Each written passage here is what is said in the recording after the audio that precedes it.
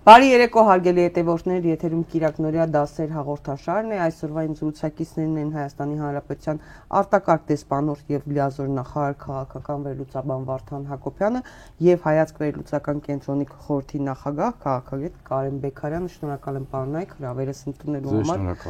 Այս օրերին շատ կարծիքներ եմ լսել վերլուծություններ եկեղեցու դեմ հարձակումների մասին, ոչ միայն այս օրերին 18-ից սկսած, կարելի ասել, որովհետեւ 18-ի այդ հեղափոխություն կոչվածից գունավոր հեղափոխությունից հետո անմիջապես սկսեցին հարձակումները եկեղեցու, վեհափառ հայրապետի, առանձին հոգևոր անկաների նկատմամբ եւ դրանց սկսեց միանալ նաեւ ադրբեջանական, թուրքական կողմից եկած հայտարարությունները, ընդ որում բարձրաստիճան պաշտոնյաների, Թուրքիայի եւ Ադրբեջանի ղեկավարների, հոգևոր առաջնորդների մակարդակով։ Բայց ես դες հետ ուզում եմ խոսել այս գլոբալիզացիայի պայմաններում, այս համաշխարհային գործընթացների պայմաններում, հատկապես մեր եկեղեցու դեմ այս արշավների արտաքին կողմի մասին, արտաքին պատկվերի մասին, որովհետև սա կարծես թե ավելի մեծ խաղ է, որովհետև ինչպես նշվում է եւ գլոբալիզացիային բնորոշ հատկություն է ազգային ինքնիշխանության որոշակի սահմանափակում հանուն համաշխարհային կառավարման մեխանիզմների, այդպես է ներկայացվում։ Պարոն Հակոբյան, ձեզանից սկսեմ, որտեղ մենք առիթ ունեցել ենք զրուցելու, իհարկե ոչ հենց մասնավորապես եկեղեցու դեմ հարձակումների մասին։ Խնդրում եմ մեր հետևորդներին բացատրեք այս գլոբալ process-ի պատվերը, ինչու է հարձակում տեղի ունենում եկեղեցու նկատմամբ,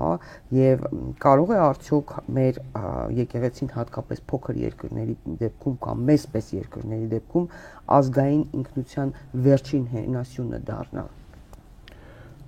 Մենք դուք էլ հիշեցիք, որ ժամանակին ինչ որ ձևով անդրադարձել ենք։ Այո, դրա համար եմ ասում, այո։ Ես կարծեմ ասել եմ, որ այս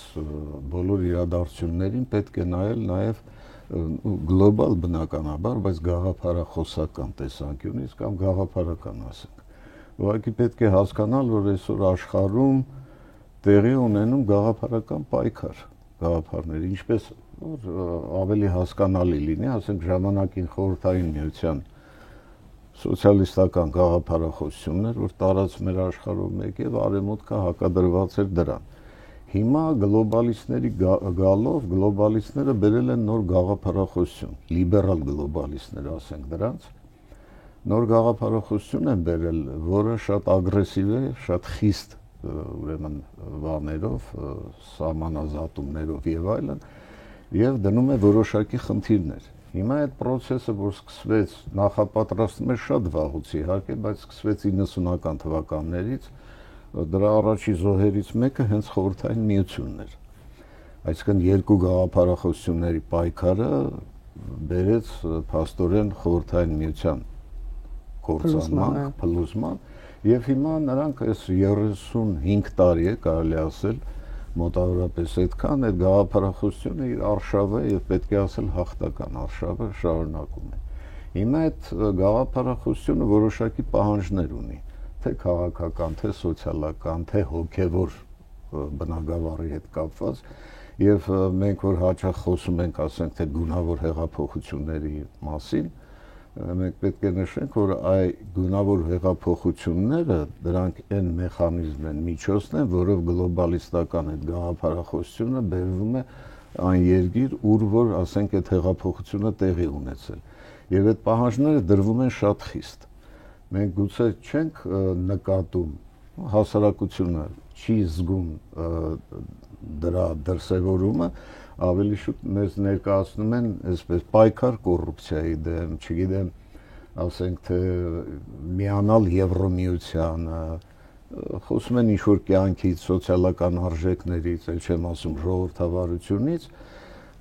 բայց իրական այդ գաղափարախոսական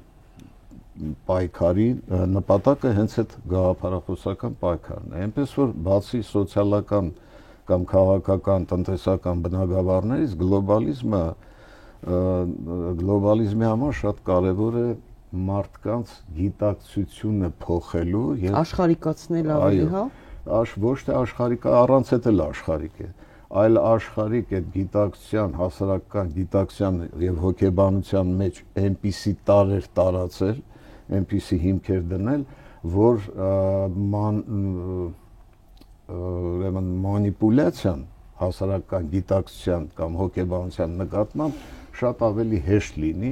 եւ միատար դառնա այդ զանգվածը, հասարակական զանգվածը։ Կառավարելի դառնա։ Այո, սա մի քիչ երկար ժամանակ է պահանջում բացատրելու այդ ամեն ինչը, բայց սա շատ կարևոր կողմն է։ Շատ կարևոր կողմն է, որը մի կողմից քողարկում է իրական գաղափարախոսության այդ նպատակները, մյուս կողմից էլ ուրեմն դրդում է, որ մարդիկ ուրեմն ուզեն թե չուզեն այդ թունի մեջ ընկնեն եւ այդ թունով գնան։ Հիմա երբ որ մենք նայում ենք այն ինչ որ տեղի ունենում, ասենք մի հատ Հայաստանում փոքր երկրում, չէ՞, եւ մանավանդ եկեղեցու հետ կապված, եթե մենք չենք նայում այս ընդհանուր համաշխարհային process-ների զարգացման մեջ, մենք չենք հասկանա թե ինչ է կատարվում մեր մոտ։ Որովհետեւ տեսեք, եւ դա դիտավորյալ է արվում, այս ամեն ինչը հանգեցնում է, ասենք, օրինակ ասենք, սոցիալական արդարության կամ չգիտեմ ինչ ազնիվ գաղափարների համար պայքարող ԿՊՀ-ականների եւ եկեղեցականների միջեւ։ Այնինչ տրադիցիոն միշտ քրիստոնեությունը, ասեմ, ինքը իր ավտոնոմիան ունի, ինքնուրույնությունը, որովհետեւ կրոնը, իսկ եկեղեցին դա կրոնական, ուրեմն հիմքերի վրա է եւ այլն, ունի իր ներքին իր կառուցողական պահանջները, որով աշխարհի կյանքը չի կարող խառնվել դրան։ Այսինքն չանդրադառնանք, ասենք, աստվածաբանական վեճերի բանի, բայց երբ որ դու ուզում ես հասարակությունը քաղաքական, սոցիալական, տնտեսական իմաստով վերափոխես, ուզես չուզես գալիս ես եւ ուզում ես նաեւ եկեղեցին, որովհետեւ եկեղեցին էլ է մեր, այսինքն հասարակության, գիտակցության եւ հոգեբանության որոշ առումով տիրողը։ Եվ եթե դու չես կոտրում այդ ամեն ինչի ինչ որ կա քո մոտ, ասենք հարյուրամյակներով ձևավորված, ապա շատ դժվար է լինում նաեւ կոտրել քաղաքական կամ սոցիալական իմաստով։ Սրանք անհրաժեշտ միջոցներ են, որ պետք է ուրեմն նպատակին հասնելու համար կարողանաս այդ ամեն ինչը անել։ Եվ փաստորեն մենք որ տեսնում ենք, սա ոչ թե հայկական եկեղեցու միայն դեմ է պայքար, այլ ընդհանրապես քրիստոնեության։ Ով որ հետևել է, ասենք, թեկուզ եվրոպական գրականությանը, այնտեղ փիլիսոփաներ կան, ինքնահռչակ փիլիսոփաներ կան, մի ֆրանսիացի Լևի անունով եւ այլն, որ ես լինելով կրթության փիլիսոփա չեմ հասկանում, թե դրա փիլիսոփա լինելը ինչու՞մն է, բայց քրիստոնեության դեմ պայքարը Եվրոպային, արևմտյան Եվրոպայի կուլտուրայի միշտ հատուկ է եղել։ Ասենք հազար տեսակ բողոքներ, շարժումներ, գաղտնի ուրեմն կառույցներ, որոնք միշտ փորձել են եկեղեցուն խփել։ Հիմա այդ դեպքում կաթոլիկ եկեղեցու։ Չխոսենք կաթոլիկ եկեղեցու առանձնահատկություններից եւ այլն, բայց միշտ էլ Եվրոպայում, արևմտյան Եվրոպայում փորձել են եկեղեցին օգտագործել քաղաքականության համար, քաղաքական հարցեր լուծելու համար։ Իսկ ծագող բուրժուազիան, երբ որ սկսեց ձևավորվել միջին դարերից հետո արդեն, նրանք միանգամից այդ հարցը դրեցին եւ ամբողջ այդ եկեղեցական պատերազմները եւ այլն հենց դրա պահանջը ունեն, որ քրիստոնեական այդ մտածողությունը կոտրեն եւ վերեն, ասենք, կապիտալիստական զարգացման համար անհրաժեշտ բաներ, չեմ ուզում դրանում մանրանամ։ Հիմա նույնը Հայաստանում, այստեղ ոչ թե այս պայքարը ԿՊՀ-ականները տանում են որպես ինչ-որ ազնիվ նպատակներով, ազնիվ նպատակներից բացի որ մարդիկ մտածում են, ասենք, սա հերետիկոսության նման բան է։ Այսինքն այն ինչ որ Հայաստանում եղել է 10-րդ դարում, ամբողջ միջնադարում Թոնդրակյաններ, Պավլիկյաններ եւ այլն, դրանք բոլորը եղել են, սա փաստորեն եկեղեցու Աստծո հավատի քողի տակ ուզում են կոտրել մի ինստիտուտ, որը արդեն ձևավորված է եւ որը մենք ընդունում ենք որպես մեր համար ուրեմն կարևոր բան։ Մի բան էլ ուղղակի այստեղ ավելացնեմ, որտեվ շատ դժվար է կարճ այս թեմաներին անդրադառնալ, ընդհանրապես փորձը ցույց է տալիս, որ բոլոր կրոնները երբ որ հաստատվում են, ձևավորում են եւ այլն, նրանք շատ կապված են ոչ միայն կապված են այդ ժողովրդի արդեն մինչև հետագայում էլ դարերով եղած գիտակցության ուրեմն որոշ հիմունքների հետ, տրադիցիաների հետ, ավանդների հետ եւ նույնիսկ կենցաղի, օրինակ երբ որ նայում ենք մահմեդականությունը, ասենք իսլամը շատ իր մեծ մասով կենցաղային հարցեր է լուծում։ Այսինքն սովորացրել է Սաուդյան Արաբիային այդ ամեն ինչը ինչպես ապրել, ինչպես ամուսնանալ, երեխաներ եւ այլն, այդ ամբողջը շարիաթում շարադրված է մանրամասն։ Հիմա այդ, ասենք, հայի կամ մյուս քրիստոնյայի կենցաղը նույնպես գալիս է եւ մտնում է այդ եկեղեցական ծեսերի բանի մեջ, տրադիցիաների եւ ոնց ասել, դառնում է գենետիկորեն մեզ հարազատ։ Այսինքն որոշում է մեր ինքնագիտակցության շատ կարևոր, չեն ասում, ստержին առանցքները եւ մենք դրանով, ասենք, ինչ է նշանակում հայ լինել խորքում, չէ՞։ Այսինքն այն մի կողմը, որ մենք գիտակցում ենք, որ մենք հայ ենք, ոչ թե ասում են մենք հայ ենք, լավ ենք, ես ենք, այլ ուղղակի հայ ենք։ Այդ առանցքներից մեկը կարևոր պահող, ասենք լեզվից բացի, մշակույթից եւ այլն, նաեւ հենց այդ ավանդներն են, որը եկեղեցու հետ, մեր հավատի հետ, եկեղեցու հետ միախառնվել են եւ մենք այդ ամեն ինչի մեջ, ինչպես հայլու մեջ, տեսնում ենք, թե ինչ է նշանակում հայ լինելը։ Որտեւ այս պայքարը, որ սրանք մանրացնում են, տանում են, սա նաեւ հաշվի չեն առնում, որ վերջին հաշվով այս հայ համար թաղումը այս ծեսն է, հարսանիքը այս ծեսն է եւ այլն, կա կյանքի եւ մահվան հարց, որովհետեւ երիտասարդները դա չեն զգում, բայց երբ որ մարդ գալիս է իր կյանքի ավարտի շեմին, այդ հարցերը ուզես թե չուզես, հավատի հարցերը բարձրանում են։ Եվ բացի դրանից, ես էլ ասեմ ու սահմանափակեմ, այդ ամեն ինչը շատ կապված է բարոյականության հետ։ Այդ ամեն ինչը ամրացնում է բարոյականությունը, կարևոր է եւ մենք այո, զրուցակիցներիցս մեկը Միքայել Մկրտչյան շատ ճիշտ ասաց, եթե Աստված չկա, ուրեմն ամեն ինչ կարելի է, ինչքան այլանդակություն, այո, հիշեցրեց, հա։ Եվ մենք եթե մենք տեսնում ենք, որ այդ բարոյական նորմերը քողարկելով իբր պայքարում են այդ բարոյական նորմերի համար, բայց իրականում այդ ամենաթողության հարցն են բերում։ Ամենաթողության հարցը կարճ ասած ժողովրդի մեջ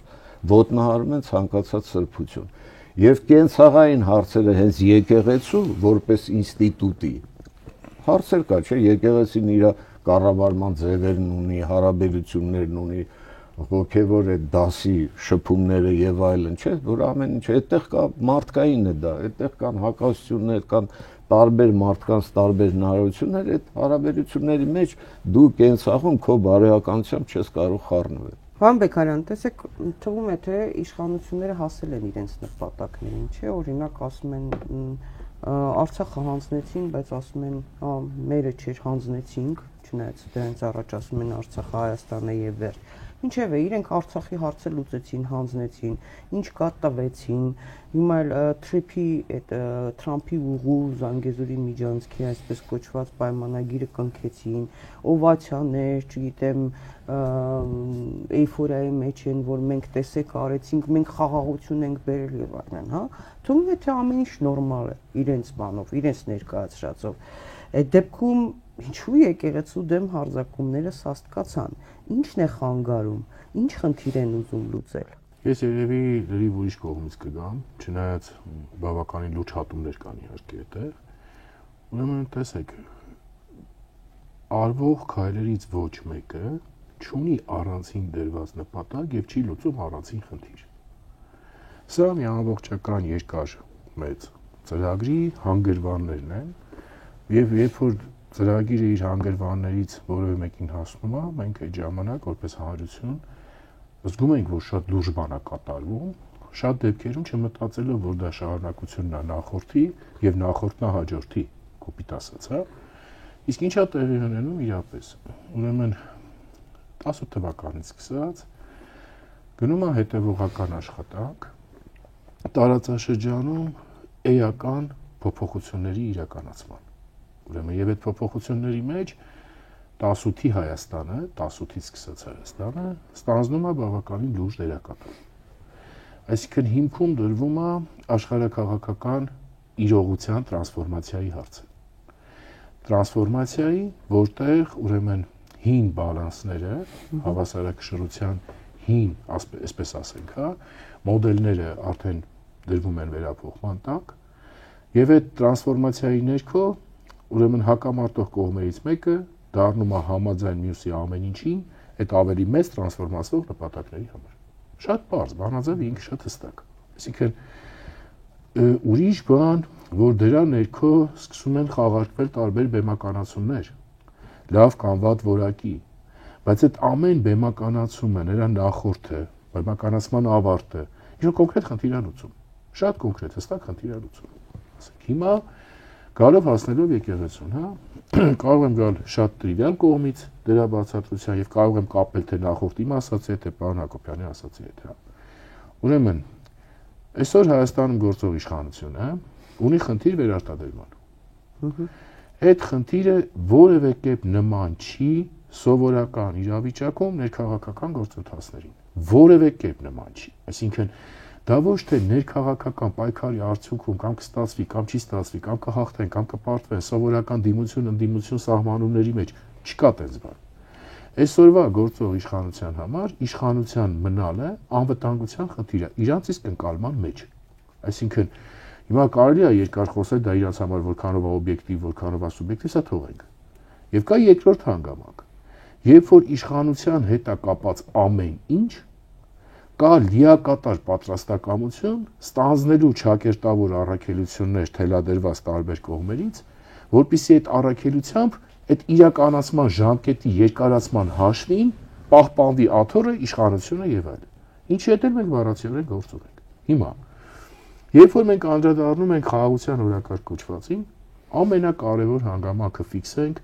ես ես վերջերս հանկացած հանրային խոսքի ժամանակ դա ֆիքսում եմ, որովհետեւ ինչ որ բաներ այն կարգ են դուրս եկել տրամաբանությունից, հա, ու հարցականի տակ դրվում, որ ստիպված ես անգամ այդ հաստատումներն անել։ Ես չեմ պատկերացնում որևէ նորմալ մարդ, որը չի ուզում խաղաղություն։ Իրոք չեմ պատկերացնում, հա։ Այսինքն մարդ, որը գիտի, որ կա իր ընտանիքը կա, իր զավակները կան, իր հայրենիքը կա, այսինքն եւ այդ մարդը ձեր նպատակին լավ, հասել եք խաղաղություն եք բերել, եկեղեցու հետ եմ ինչ եք դարձան հասկանալ այս խաղաղության օրակարգի մի քանի հիմնական բաղադրիչներ, հա։ Ուրեմն խաղաղությունը այն հասկացություններից է, որ միայն քո կամքով, քո ցանկությամբ, քո որոշմամբ չի լինում։ Խաղաղության համար պետք են պայմանական կոնֆլիկտի մյուս կողմերի կամքն էլ ցանկությունն էլ, եթե ավելի լայն, պոտենցիալ այլ կողմերի կամքերն էլ ցանկություններն էլ։ Եթե ավելի պարզ լեզվով խոսենք, եթե խոսքը վերաբերում է նույն տարածաշրջան հարևաններ, նախորդիվ թշնամանքի փուլեր եւ այլն, նույն այդ հարևաններին եւ ավելի մեծ խաղացողներին կլինի դա գերտերությունները եւ այլն։ Հիմա ես ես բերում եմ պարզագույն օրինակ։ Մի հատ հիմա նայեք Ադրբեջանի կեցվածքը, նայեք Ադրբեջանի խոսույթը, նայեք Ադրբեջանի քայլերը, գործողությունները։ Սկսած ամենապարզագույնը, հա, ռազմական բյուջեի ծախսերի մեծացումից, անընդհատ հնդածս մեծացումից։ Ուրեմն անգամ 250 միլիոն դոլարի հասցրեցին։ Ուրեմն վարչապետի աթոռը զբաղեցնողի կողմից տարբեր տեսակ արտահայտություններից, նույն օրինակ Միջանցքին վերաբերող, հա, հետևողականորեն Միջանցքի խոսույթը անընդհատ բերող առաջի պլան բոլոր հնարավոր մակարդակներով, եւ դեռևս ոչ պաշտոնական հատվածից, այսինքն օրինակ լրատվամիջոցներով, էքսպերտային ընկերակցությամբ եւ այլն, անընդհատ սպառնալիքների հնչեցում։ Մեծ սպառնալիքն բան եմ ասում, այդ մեր երկրում ինչ որ մեկը մտածում է, որ Ադրբեջանը ժողովրդավարության այն աստիճանը ունի, որ այդ ոչ պետականը կարա այդ խոսույթն ունենա առանց պետության հովանավորման կամ դրա աջակցության, իհարկե ոչ, ծպտուն չեն հանի առանց համաձայնելու։ Խոսույթը իր մեջ այդ պայմանական ասած խաղաղության այդ էլեմենտները մեղմ ասած չի պարունակում։ Քայլերը, գործողությունները դա չեն պարունակում կամ ներառում։ Շտապել խաղաղության նախաստորագրած, այսպես կոչված, փաստաթուղթը ստորագրելու չկա, այդ շտապողականության ոչ մի էլեմենտ չի զգացվում, հա։ Այսինքն սա դեռ խոսում ենք միայն Ադրբեջանի մասին։ Սրան գումարվում է ուրեմն նախապայմանների լեզուն, հարկադրանքը, անընդհատ հնչեցվող նախապայմանները, որոնց եկեք անկեղծ լինենք, մենք ամբողջական ցանկը չգիտենք, որովհետև այդ ամբողջական ցանկը ես միշտ բաժանում եմ 3 սեգմենտի, հա։ Սեգմենտ առաջին, որը արդեն պաշտոնական մակարդակով հնչեցված է եւ իրականում հենց դառնում է նախապայման, հիմա օրինակ մենք այդ հնչեցվածներից ունենք սահմանադրության փոփոխության խնդիրը, հա։ Սեգմենտ երկրորդ, որը կա հանրային տիրույթում Ադրբեջանի եւ Թուրքիայի, կա դիսկուրսի մեջ, այդ դիսկուրսին մասնակցող այդ թվում պետական պաշտոնյաների, խորհրդարանականներ եւ այլն պաշտոնապես հայտարարված չի որպես նախապայման։ Բայց իրականում եւ մենք մի քիչ հետ ենք նայում, մենք տեսնում ենք, որ սա շատ ցիկլիկ գործընթաց է։ Այսինքն այս առաջացած այդ հանրային դիսկուսիոն առաջացածը X պահի տեղափոխվում է, այնտեղ դառնում է ադրբեջանցիները ասում են, որ նաև կան բանավոր պայմանավորվածություններ, ուղղակի հայկական կողմը խնդրել է հիմա չհնչեցնել դրանք, չներառել։ Երրորդ սեգմենտը, որի հետ կապված ուրեմն իրանք ունեն դիվանագիտական խողովակներում իրար հետ դրա զրույցը եւ այլը, չեն բացառում պայմանավորվածությունները գրավոր կամ բանավոր, որովհետեւ եթե պրակտիկայով նայում ենք, դրանց քանակը քիչ չի եղել։ Այսինքն այստեղ ոչ թե սա միայն մտավոր տեսական պատկերացում, այլ ձեռագրից բխող էլեմենտ է, հա։ Եվ հետեւաբար այս 3 սեգմենտները, երբ որ դուք իրար կողք շարում եք, դառնում են վիճակը մի շատ հետաքրքիր իր պարամետրերով, հա։ Անկամ հարկադրվող այդ թեզերը, թեմաները, ուղղությունները վերջակետ չունեն, բազմակետի տակ են։ Այսինքն անընդհատ ընթացքից նոր բան ավելանում է, մտնում է այս ցիկլի մեջ, երրորդից երկրորդ, երկրորդից առաջին ու սենց պտտվում է։ Հիմա այս պարագայում, ուրեմն, երբ որ հանրությանը այդ մատուցվում է, հանրության վրա դա վաճառվում է առաջին հերթին նախընտրական տրամաբանության մեջ, ուրեմն իր հետ բերած ռիսկեր, վնասներ, վտանգներ եւ այլն, շատ դեպքերում մղվում է երկրորդ պլան, շատ արհեստական ձևով մղվում է երկրորդ պլան։ Հիմա մենք խոսեցինք այս էլ ընդհանրապես Ադրբեջան, եթե կուզեք առանցին չանդրադառնամ երկար Թուրքիա, բայց հիմա մի հատ դուրս եկեք ավելի լայն համատեքստ։ Նույն ուժային կենտրոններ, հա։ Ուրեմն տեսեք, մի հատ նայեք եվրոպական երկրների, օրինակ եվրոպական երկրների տարբեր կառույցների, միջազգային, արևմտյան, ոչ կառավարական կազմակերպությունների պահվածքը, կեցվածքը, նույն օրինակ, հեռու չգնանք, մարդու իրավունքների, ժողովրդավարության, ուրեմն արդար դատավարության, տարբեր խնդիրների շուրջ մի հատ հիշեք մտովի, նրանց արձագանքները, այդ արձագանքների արագությունը, այդ արձագանքների բովանդակությունը, այդ արձագանքները նաև դեպի դիվանագիտական խողովակ բերելը, պահանջները տարբեր իշխանությունների առաջ դնելը, մի հատ էս ամբողջը հիշեք, այո, եւ դա համեմատեք այսօրվա իրավիճակի հետ։ Իդեպ արեք երկու համեմատություն։ Արեք մեկ համեմատություն իրական վիճակի հետ, նույն ժողովրդավարության եւ թվարկված բոլոր խնդիրների, անկախ իրենց արձագանքից։ Եվ այդ իրական վիճակը հիմա ինչ կարգի, ուրեմն դեգրադացիա ունի որպես այդպիսին։ Հետևից մի հատ նայեք այդ արձագանքը այն վիճակի ու այս վիճակի, որ արդեն ստեղ ավելին պիտի լիներ, ու դրա բացակայությունը որպես այդպիսին։ Այսինքն ամբողջության մեջ բացակայություն է։ Այդ դեմք պահելու համար մեկ падգամավոր մի բան հայտարարեց, մի կոմիտե մի հատ բանաձև ընդունեց, թողեք, իսկ գլոբալ նայեք արձագանքը իր գործառնական մեխանիզմերով։ Այսինքն այս լռությունը, այս արձագանքի բացակայությունը իրականության մեջ խրախուսում է։ Այսինքն սա ոչ թե ուղղակի լռություն է, սա խրախուսում է։ Խրախուսում, որտեղ հիմքում նստած են, հիմա այստեղ ոնց կուզեք անվանեք։ Պարոն Հակոբյանը դրանք անվանի գլոբալիստական գաղափարախոսություն, ես դրանք անվանեմ արժեքները հաշվի չառնող շահեր, որտեղ այդ հայտարարված արժեքներից ոչինչ չի մնացել, արդեն միայն շահերով ընթացքն է, բառիզմուն իմաստով, եւ սրանք գումարվում է հետեւյալը, հա, ունիկալ բան եմ ձեզ ասում։ Ուրեմն օգոստոսի 8 Վաշինգտոնյան համաձայնագրեր։ Թրամփի ուղի այդ փաստաթղթերում դրած։ Փաստաթղթը ֆիքսում է Թրամփի ուղի ծրագիր, Թրամփի ուղի ծրագիրը չկա։ Նորամշակվում։ Այսինքն կար շտապողականություն սա ամրագրելու այլ եւ այլ շահերից, այսինքն որպեսզի մի կողմից այդ թուղթը բերվեր վաճառքի սեփական հանրության վրա։ Մյուս կողմից ամրագրեր եկող երրորդ ուժի ներգրավվածությունը եւ նրա մակարդակը, բայց արդյունքում դետալիզացված պատկերը չկա, ծրագրի անվանումը կա, ծրագիրը հիմա դա իրանք վերջերս անկեղծացել են եւ ասում են ծրագիրը նոր ենք մշակում, ծրագրի վրա աշխատում ենք, այսինքն նոր աշխատում ենք, այսինքն հիմա պարզ է դառնում ընդհանուր պատկերը, Ստեղից ստացվում է հետևյալը։ Այսօրվա իշխանությունը ունի ձգտում առաքելություն ստանձնելու եւ դրա միջոցով վերարտադրվելու։ Իսկ հիմա գանք այդ առաքելության բանաձևի բացմանը, շատ կարճ, շատ համառոտ, հա։ Ամբողջ խնդիրը հետևյալն է։ Հայաստանի Հանրապետությունում 1 հայ համազգային, հայկական համազգային մակարդակով 2 հնարավոր բոլոր օջախները, ինստիտուտները, որոնք կարող են այս process-ին ինչ-որ ձևով դիմագրավել, դառնում են խանգարող հանգամանք։ Եվ այդ խանգարող հանգամանքները պետք է փորձել տապալել, ջախջախել, ոչնչացնել, որպեսզի այդ ճանապարհին ոչ մի խանգարող բան չլինի։ Ինչ պիտի լինի ճանապարհի արդյունքը, այսինքն այս ինչ նպատակի համար է արվում, այսինքն դա որևէ կերպ այդ այսօր բերված ցույց տրվող խաղաղությունը չի։ Այսինքն այդ ամբողջ ճանապարհի նպատակ եւ արդյունքը կայանում է հետեւյալում, հա։ Ուրեմն ազգային ինքնության բոլոր բաղադրիչները պիտի ջախջախվեն այնքան, որ սա դառնա ընդհանրապես սպառողական հասարակարգ, ոչ մի ինքնության էլեմենտ, դա գլոբալիզացիան է, հենց։ Եվ դրանից ինքնության էլեմենտ եւ դրանից բխող հանրային, ամբողջական, ազգային իմունիտետ ընդհանրապես չունեցող։ Այսինքն այսպես ձևակերպենք,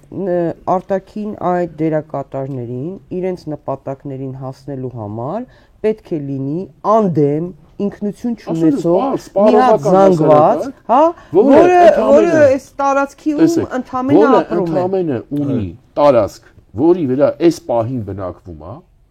չունի ոչ մի կապվածություն այդ տարածքին, ցանկացած ժամանակ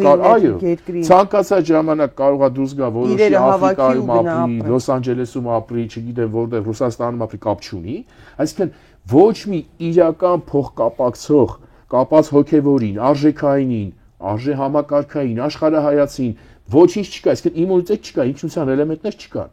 Եվ հետևաբար այդ հասարակության հետ բարձր ոնց ուզես նենց կվարվես ներառալ միջև դատարկել, ամբողջապես դատարկել։ Իսկ ոնց ուզես նենց կվարվես։ Հիմա այսա առաքելություն կոչվածը եւ այդ առաքելությունը ստանձնելու պարագայում, որը ինքը փորձում է ավարտին հասցնել, որպեսզի ողջ մնա, այսպես ասած, հա։ Չէ, տեսեք,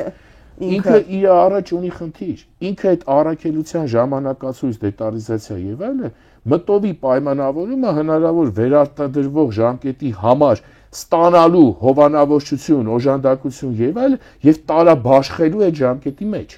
Դրա համար եմ հարցնում, ասենք տղա ջան, լավ, հասել ես նպատակին, ասում ես խաղաղություն ես բերել։ Ինչ ես ուզում եկեղեցու։ Այսինքն նպատակը դեռ դու ավարտին չես հասել ծրագիրը։ Եկեղեցին այդ նշած բանաձևով նշած այն ինստիտուտներից է, որը կարա ունենա այս ամեն ինչին, ունի, կարա ունենա, կարող է ունենալ այս ամեն ինչին հակադրվող պոտենցիալ եւ այդ բոլոր կետերում, որտեղ այդ հակադրվող պոտենցիալը կա, այդ բոլոր օջախները, նորից եմ ասում, պիտի ավիրվեն ըստ այդ ծրագրի։ Ինչի հետ էլ մենք գործ ունենք։ Հիմա լավ, ես այս բարձրագույն օրինակ եմ բերում։ Ինչի եկեղեցին առաջինն է։ Ուրիշ հարց կա այստեղ, բայց սա լրիվ ուրիշ օպերայից է, որ երբ որ առաջինների նկատմամբ սկսեց process-ը, նույն եկեղեցին պատկերացրեց, որ իր ընդհանուր պահպանողականության վիճակից ինչ որ քայլեր պիտի արվեն, որովհետև սա իր դուրն էլ է ծեծելու ինչ որ պահի։ Այս թողենք, այս ուրիշ խոսակցության թեմա է։ Բայց իրականում բանակ, այսինքն արժեզրկում եւ դրա արդյունքում այդ արժեզրկումից հետո էլ թե միջև պատերազմ, թե պատերազմից հետո մեր նորանկախ Հայաստանի կարևորագույն հիմնասյուն գաղափարական նստած բոլորի մեջ, հա, բանակ իր հանդեպ ունեցած զգացողություններով պարզել ինչ-որ մեկ ասում է բանակում խնդիրներ չեն եղել, իհարկե ոչ։ Այսինքն դրանում չի հարցը։ Հիմա չկա։ Դա հիմնասյուն էր, որի ջախջախման հետ կապված, նրա նկատմամբ վերաբերմունքը փոխելու հետ կապված, արվեցին բավականին լուրջ գործողություններ։ Ելակով սկսեցին, ավիրեցին, հասցրեցին, հայկայեցին։ Արցախ համազգային հպարտության, համազգային նույն իդենտիֆիկացիայի մեջ մի մոռացեք, հա, ցեղասպանությունից եւ տարբեր պարտություններից հետո սրա մեջ կար Փյունիկի իմաստը, Արցախը մենակ Արցախ չէր, Արցախը առաջին Արցախահայությունն է, ոչ թե տարածքն է, այս մի հարց, բայց մենակ այդ էլ չի։ Սրա մեջ կար այդ Փյունիկի իմաստը, այսինքն ազգային վերածննդի իմաստը, այսինքն դրա ջախջախում հնարավոր բոլոր եղանակներով։ Ուրեմն շարունակեք։ Ուրեմն անցանք հայոց պատմությանը։ Հայոց պատմությանը անցնելուց հասանք, որ ոչ թե հայոց պատմություն լինի, այլ Հայաստանի պատմությունը լինի։ Անցանք մշակույթի տարբեր էլեմենտներին, անցանք դպրոցին, անցանք ազգային արժեքներին, իդեմս նույն հերոսների եւ նրանցից յուրաքանչյուրին ինչ-որ ձևով հարցականի տակ դնելու։ Եկանք, հասանք, ուրեմն Հայաստանի եւ այսպես կոչված իրական Հայաստանի բախմանը։ Բերեցինք հայացակարգ գաղափարախոսություն իրական Հայաստան, 4-րդ հանրապետություն եւ այլը եւ այլը։ Արարատ լեռից հրաժարում, սիմվոլների ջախջախում ոչնչացում, այսինքն սա բավականին երկար շղթա է։ Հիմա ոչ թե ինչ-որ բան է կատարվում եկեղեցու հետ, այլ հերթը հասել է եկեղեցուն։ Սրանք տարբեր մոտեցումներ են։ Այդ շղթայի հանգրվանով հերթը հասել է եկեղեցուն։ Հիմա եկեղեցուն էլ զուգահեռ, ես էլ ձեզ ասեմ, մի դիտեք ինչ-որ դեպքերում մարդկանց որպես անձ։ Օրինակը բերում եմ պարզագույն մեր քաղաքալացյալների վրա, թե ընդհանրապես քաղաքալացյալներ, քաղբանտարկյալներ, բռնաճնշման ենթարկվողներ, լավ, բայց այստեղ էլ կա ինստիտուցիոնալ էլեմենտ։ Օրինակ նույն Սամվել Կարապետյանի պարագան, հա, ուրեմն հայ, հայտնի, գործարար եւ այլը, բարեգործ։ Մենք հասկանում ենք, չէ՞ որ Սամվել Կարապետյանը այդ թվարկած հատկություններին համապատասխանող կարող է ամենահզոր, բայց մարդկանցից մեկն է։ Այսինքն սա էլ է որպես հնարավոր հանրային կոնսոլիդացիայի ինստիտուտ տարվում ջախջախման, կլինի դա ահաբեկելով, կլինի դա որոշակիորեն արժեզրկելով, կլինի ուժի կիրառմամբ եւ այլը եւ այլը։ Այսինքն նույնն է։ Որտեղից որ կա որոշակի վտանգ, թեկուզ դեռ տեսական մակարդակով, որ այս ինչ էլեմենտը կարա հակադրության մեջ մտնի այս ընթացքին, որի մասին խոսում ենք, դրա վրա կատարվում է հարցակում եւ փորձ է արվում դրա ջախջախման։ Կենսունակությունը ընդհանրապես հողին հավասարացնել։ Թողեք, մի փնտրեք։ Այսինքն այդ ամբողջ տրամաբանություն իբրև թե կոչվածը նպատակի հասնելու համար արցանագրված, մշակած մանիպուլյացիան է ընդամենը։ Այսինքն ստեղ պետք չի փորձել որևէ կերպ տրամաբանություն գտնել։ Պարոն Հակոբյան, վերջերս էլ եմ առիթ եմ ունեցել ներկայացնելու մեր հետևորդներին, հրապարակել էինք Ամերիկայի պետդեպի նախկին ներկայացուցիչ Մայք Պենսի հարցազրույցը, ընդ որում բավական ինքը ակտիվ է հարցազրույցներ է տալիս, բավական հանրաճանաչ անձնավորություն է, եւ նա ներկայացնում էր, պատմում էր, թե ՆԱՏՕ-ն եւ այդ ֆինանսառազմական կորպորացիաները համաշխարհային ինչ կառույցներ էին ստեղծել փափուկ ուժի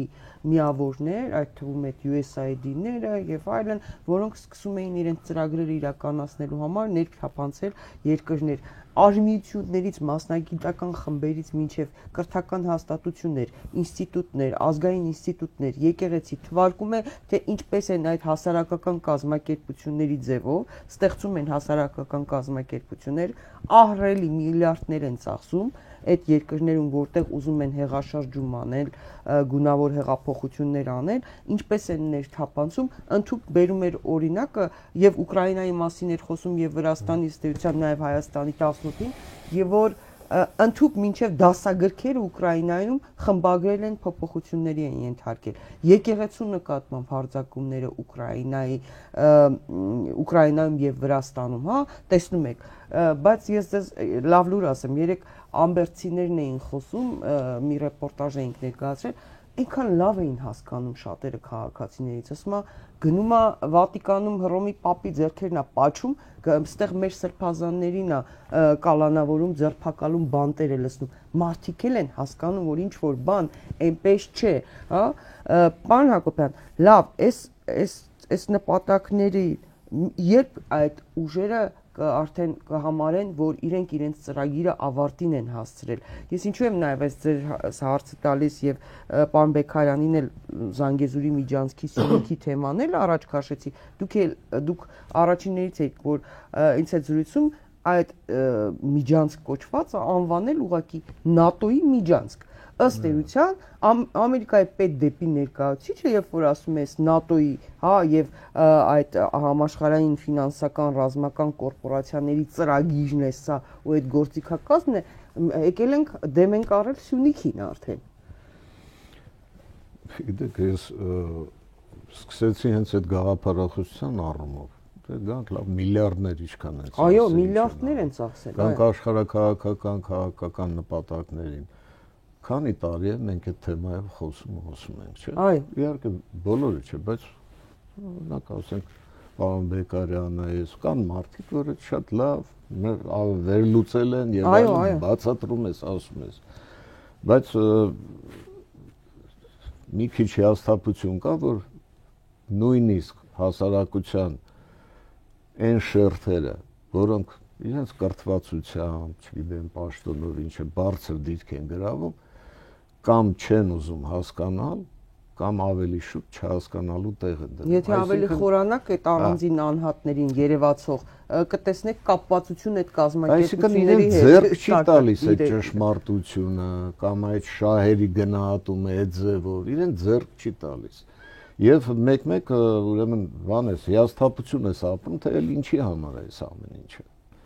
Այսինքն լավ, մենք գիտենք, ասեցինք, բացատրեցինք, մեզանից բացի շատ հզոր քաղաքական գործիչներ, պետական ղեկավարներ այդ ամեն ինչը ասում են։ Եվ ես որ մի քիչ շատ եմ անդրադառնում այդ գաղափարախոսության պայքարին, հենց էդի նկատի ունեմ, որ ուղղակի դրանք հզոր միշտ ձեր մոտ ասել են բուլդոզերի նման գնում են։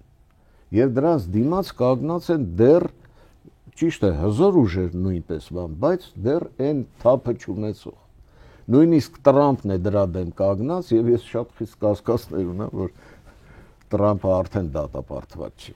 Ոնց ասած, այդ պայքարում գլոբալ լիբերալիստների, ասենք Ռուսաստանն է, Չինաստանն է, հնդիկները, այսինքն գլուխ են բարձրացնում։ Հիմա վերջով էս բախում է սրանց հաղթական երթը ինչ որտեղ պետք է կանգնի, թե չէ։ Այդ վերջնական առումով ես լավատես եմ, իսկապես, որովհետև ժողովուրդը ասում է վերև Աստված կա, այսինքն այս, գիտեք, իրենց ֆիլմերում հենց կան այդ կերպարները, չէ, որոնք իրենց Աստված են համարում եւ այլն, իրենց ամերիկյան ֆիլմերում, եվրոպական էլ, ախր մարդիկ հիմա կարդացեք եվրոպական գրականություն, նայեք ամերիկյան ֆիլմեր, տեսեք ինչ է տարածվում, մարդուն դարձնում են անասուն։ Եվ եթե ես դա ասում եմ, դա չի նշանակում, որ ես կոնսպիրոլոգիայից եմ խոսում։ Այսինքն բանը նրանում է, որ մարդուն, որ իջեցնում եք մի քանի ինստինկտի մակարդակի, ո՞րն է դրա նպատակը։ Ուրեմն արդեն սկսում ես հավատալ այն բանի, որ սրանք ուզում են կերտել մի հասարակություն, որտեղ իրենք, ասենք ոսկե միլիարդ ոնց որ իրենք ասում են, որտեղ իրենք կիշխեն եւ մնացածին անասունի պես ուղղակի մանիպուլյացիայի կենթարկեն։ Այսինքն այսպես ուտել, աշխատել եւ այլն, այս գործընթացների։ Հիմա այդ մարդիկ էդ են անում եւ թափով եւ միլիարդներ չէ, տրիլիոններ է ծախսվել։ Խոսել ենք նաեւ այդ ինստիտուտների մասին, որոնք այս թեման բան են անում եւ այստեղ դրանից հետո է բարձում է, որ նոր գալիս են աշխարհակահաղական կամ քաղաքական հարցեր, այն էլ ինչի համար, որ այդ հարցերը լուծելու միջոցով գան իրենց այդ նպատակների լուծմանը։ Եվ պատահական չի, որ իրենց ամբողջ աշխարհակահաղականության այդ նպատակները, օրինակ մեր տարածքում կամ նախկին խորհրդային հակառուսականությունն է հիմնական նպատակը։ Այսինքն նշանակում է, որ հիմնական դիմադրողներից մեկը, եթե ոչ ամենաուժեղը, դա հենց ռուսներն են եւ իրենց նախագահը։ Այսինքն այս տեսակ պայքար է գնում։ Ինչ վերաբերվում է գաջաջիկներին, ես չեմ կարող սրանց լուրջ ընդունել, որտեղ սրանք ոչ թե իրենք մտածել են, ասվեցել այդ մասին, չէ, որ իրենք են ինչ-որ բան, թեզերով, գործիքներով ասում են, հիմա սրա ժամանակն է, հիմա էս ռետինե սարքեր են կամ արտադրանք, որոնք օգտագործվում են, այսինքն այդ հարցերին հասնելու համար։ Օրինակ ասենք սանիտարական ձեռնոց, օրինակ, որով կարելի է, ինչ են ասում, ունիտազը մաքրելուց կամ աման լվալուց օգտագործել, սա այդ է։ Հիմա որ ավելի ճարպիկ ակտիվ են անում այդ ամեն ինչը, այդ արդեն իրենց գործն է, այդ տեղական բան է։ Մոլդովայի մի իսկ ինչու են արագացնում այդ փուլը հիմա։ Գիտեք, սա ինձ թվում է ոչ արագացնում են դա, եթե աշխարհակահաղական տեսանկյունից նայեն քաղաքական, ինձ թվում է դա կապված է Իրանի եւ Ռուսաստանի հետ, ուրեմն ինչ որ ծրագրեր կա, որ դա ասել են, չէ, Իրանի հարցերը դեռ զարգացումներ են ունենալու եւ այլն, գուցե դրանով, բայց նաեւ այս մեր լիբերալների, ԿՊԵ-ականների, ոնց ասեմ, ավելնորդ ակտիվությունը բանա երևալու, քծնելու եւ այլն այդ ամեն ինչը դե իրենց հետ են սովորեցրել։ Եվ հիմա այս բոլոր սրանց այս գործողությունները, այսինքն ոչ թե իրենք են նստել, մտածել, այլ ուղղակի այդ հիշում եք, խոսում ենք, որ տալիս են հանձնարարական ինստրուկցիա, որ այդ ինստրուկցիայի կետերով պետք է կատարես։ Ասվեցել, չէ՞, այսինքն կետ առ կետ։ Եվ եթե ով որ հիշում է այդ process-ները, ով որ հետևում է, մենք տեսնում ենք, որ այդ ամեն ինչը կետ առ կետ գնում է։ Եվ սրանք էլ շատ ակտիվ անում են, սպասելով պարգևատրման։ Պարգևատրումն էլ ըստ էության իրենց համար նախ եւ առաջ, որ իրենք յուղը բանը, քյաբաբը, որ դրել են դեմներ, որ միշտ կարողանան ուտել, մնալ վերարտադրվել ասելով, ասենքն ավելի բան լեզվով։ Հիմա այս խնդիրն է, բայց այդ հիմքերը, ինչպես սկզբում ասեցինք, գալիս է այնտեղից, այդ գաղափարախոսությունից։ Դուք տեսեք Եվրոպայում ինչ է կատարվում։ Եթե նայում ես այդ ղեկավարների ամբողջ ցանկը, չէ, եվրոպական պետությունների, ոչ թե ինչ որ մի գաջաջիկ Մոլդովայի կամ Հայաստանի կամ Ադրբեջանի բան։ Նայեք ինչ հետաքրքիր ընտրություն է, ում մշակեցին, մենք էլի խոսել ենք Կոհենի ինստիտուտի մասին, ինչ ձևով ընտրել են եւ ովքեր են այսօր այն տեսակ երկրի պատմություն ունեցող եւ այլն, ինչպես Ֆրանսիան է, Գերմանիան է, չէ, Իտալիա, ովքեր են այսօր այդ երկիրը ղեկավարում։ Բայց կներեք, պարոն Հակոբյան, շատ հետաքրքիր մի բան ասեմ, սա շատ կարևոր ցուցանիշ է։ Ուրեմն Գերմանիայում վերցրեք, Ֆրանսիայում վերցրեք Մակրոնին թեկուզ, այդ բան Բրիտանիայում նայեք, իշխող իշխանությունները, նույն Մակրոն, հա, Մերց եւ այլն, տեսեք բանը Բրիտանիա ունեն սարսափելի ցածր վարկանիշ։ Սարսափելի, այսինքն ստացվում է, որ հասարակությունը համաձայն չէ այն ամենի հետ, ինչ իրենց ղեկավարները անում են, 20% է մինչև հասնում, այն ինչ որ այստեղ, հա, Փաշինյանի դեպքում ու նրա ուժի խայտարած ցածր, այսինքն դա նշանակում է ճգնաժամ կա։ Դա նշանակում է, որ ֆրանսիացիների, գերմանացիների, անգլիացիների պես ժողովուրդները պատմություն արժեքներ ունեն, չեն կարող իրենց այդ միջուկը կորցնել։ Այդ միջուկը կա, դա աշխատում է, եւ սա ժամանակավոր է, ամբողջ լիբերալ գլոբալիստական, այս LGBT եւ այլն բաները, սա մոդա է, Եվրոպային կրկնում եմ, հատուկ է եղել միշտ։ Միջին դարերից ոնց որ խելագարում են։ Այդ տեսակ կազմակերպություններ, այս տեսակ ուրեմն պայքար թե եկեղեցու դեմ, թե թագավորներ իրենց իշխանության եւ այլն։ Հիմա նույնն է այսօր է, բայց համենայն դեպս, օրինակ եթե Հայաստանի դեպքում ենք նայում, մենք ոչ 50 միլիոնանոց կամ 60 կամ 70 միլիոնանոց այդ երկրներից ենք, ես չեմ ասում ավելի մեծերի, մենք շատ փոքր ենք եւ շատ խոցելի վիճակում ենք։ Եվ ավելի սարսափելի է դառնում, երբ որ տեսնում ես քո հասարակության մեջ ես հույս ունեմ, որ այդ տեսակ վիճուկ կա, ոնց որ ասենք Ֆրանսիայում կամ Գերմանիայում, որոնք հիշում են, բայց ես նայում եմ քո գիտնականներին, քո մեր էլի, գիտնական, չգիտեմ, դիվանագետ, էսեն, համակերպված, որ կասկածները առաջ, որովհետև իրենց տենդերներ են տալիս, տենդերներից են օգտվում, գրանտներից են օգտվում, կողքից ծրագրեր են անում, փող են ստանում, ընտանիքի անդամներն են ներգրաված, միջուկը մենք ունենք։ Ես կա, որոշակի տեսեք, որ շփվում եմ մարդկանց հետ, չէ՞ շատ մեր շրջանակում եւ գիտեմ, որ ունենք մենք այդ տեսակ մարդիկ։ Հենց այդ 18 թվականից է, որ այդ վեճը, ասենք, վեճեր էր գնում, չէ, տարբեր շրջապատում բանում, ես հիասթափվում եմ, թե էս ինչա կա, բայց բանը չեն հասկանում։ Հետո հասկացա, որ շատ լավ էլ հասկանում են, շահուն են բան։ Բայց նաև ես տեսնում եմ, որ մենք ունենք, դպրոցում ունենք հոյակապ երեխաներ, որ սովորում են, բուհերում ունենք։ Ամբերցի այդ երիտասարդին չեմ մոռանալ։ Այդ ամեն ինչը կա, բայց այդ ասում եմ, մեր եկեղեցին մեր ողնաշարն է, դա են ուզում ջարդել։ Այ ինչ որ մի լույսի շուրջ այդ բոլորը պետք է հավաքվի, որ այդ փոքրամասնությունը իս դա փոքրամասնություն է։ Ես հուսով եմ, որ գոնե 3%, մի քանի տոկոս մենք ունենք այդ միջուկից։ Այ եթե այդ միջուկը շուրջ հավաքենք, կարողանանք հավաքենք մարդկանց իրենց հոգեբանությունը փոխենք, իրենց գիտակցությունը փոխվի, մարդիկ աչքերը բացեն, որ ոչ թե իրենց կյանքի, իրենց երեխաների նպատակը գյուղում մի հատ քոսոտ խանութիկ բացելն է, այլ այս տեսակ հարցեր էլ կան։ Հիմա էս է, եթե Մակրոնը Օլիմպիադայի բացմանն ու փակմանը սատանա է բերում մեյդան, հետո այնտեղ մոմենտներ կար, չէ, որ Լուվրից ինչպես են փախնում շեդևրները, բոլորին քշում են եւ այլն։ Իսկ հիմա ասում է, որ այդ արժեքները, որ թալանեցին, բան, մեր ազգային արժեքներն են, բան, ով կհավատա Մակրոնին։ Այսինքն քո համար ինչ արժեք, երբ որ ընդամենը մի տարի առաջ դու այդ ամեն ինչը շպրտում ես դուրս Լուվրից։ Մարդիկ հասկանում են, չէ, ինչ է կատարվում։ Այդ սատանիզմը, այդ ամեն ինչը։ Բայց ֆինանսական կորպորացիաները չբերեցին Մակրոնին իշխանության։ Այ ֆինանսական է, որ ասում են կորպորացիաներին, սրանց հարցը շատ ավելի նուրբ է։ Սրանք ոչ թե իրենք, ասենք թե այդ մակարդակի են կամ ցածր են, սրանք ունեն շատ ավելի մեծ հեռանկար, սա ավելի, այսպես ասած, փիլիսոփայական հարցեր է, սրանք ունեն ընդհանրապես նոր հասարակարգ ամբողջ համաշխարհային կառուցելու խնդիր։ Բայց դա նման է Բաբելոնյան աշտարակի կառուցման։ Ասենք այդ տեսակ մարդիկ, որ գիտեք, հայտնի կան, երևում են, ասենք, Շվաբ, այնտեղ Սորես, Մորես, բայց ավելի հզորները կան։ Հիմա սրանք էլ ուզում են այդ հասարակությունը կառուցեն, բայց իրենք այս աշյան Մակրոնի կամ բանի նման չեն։ Նրանց այդ արժեքներն էլ ապետ, բայց իրենց շրջանակներում,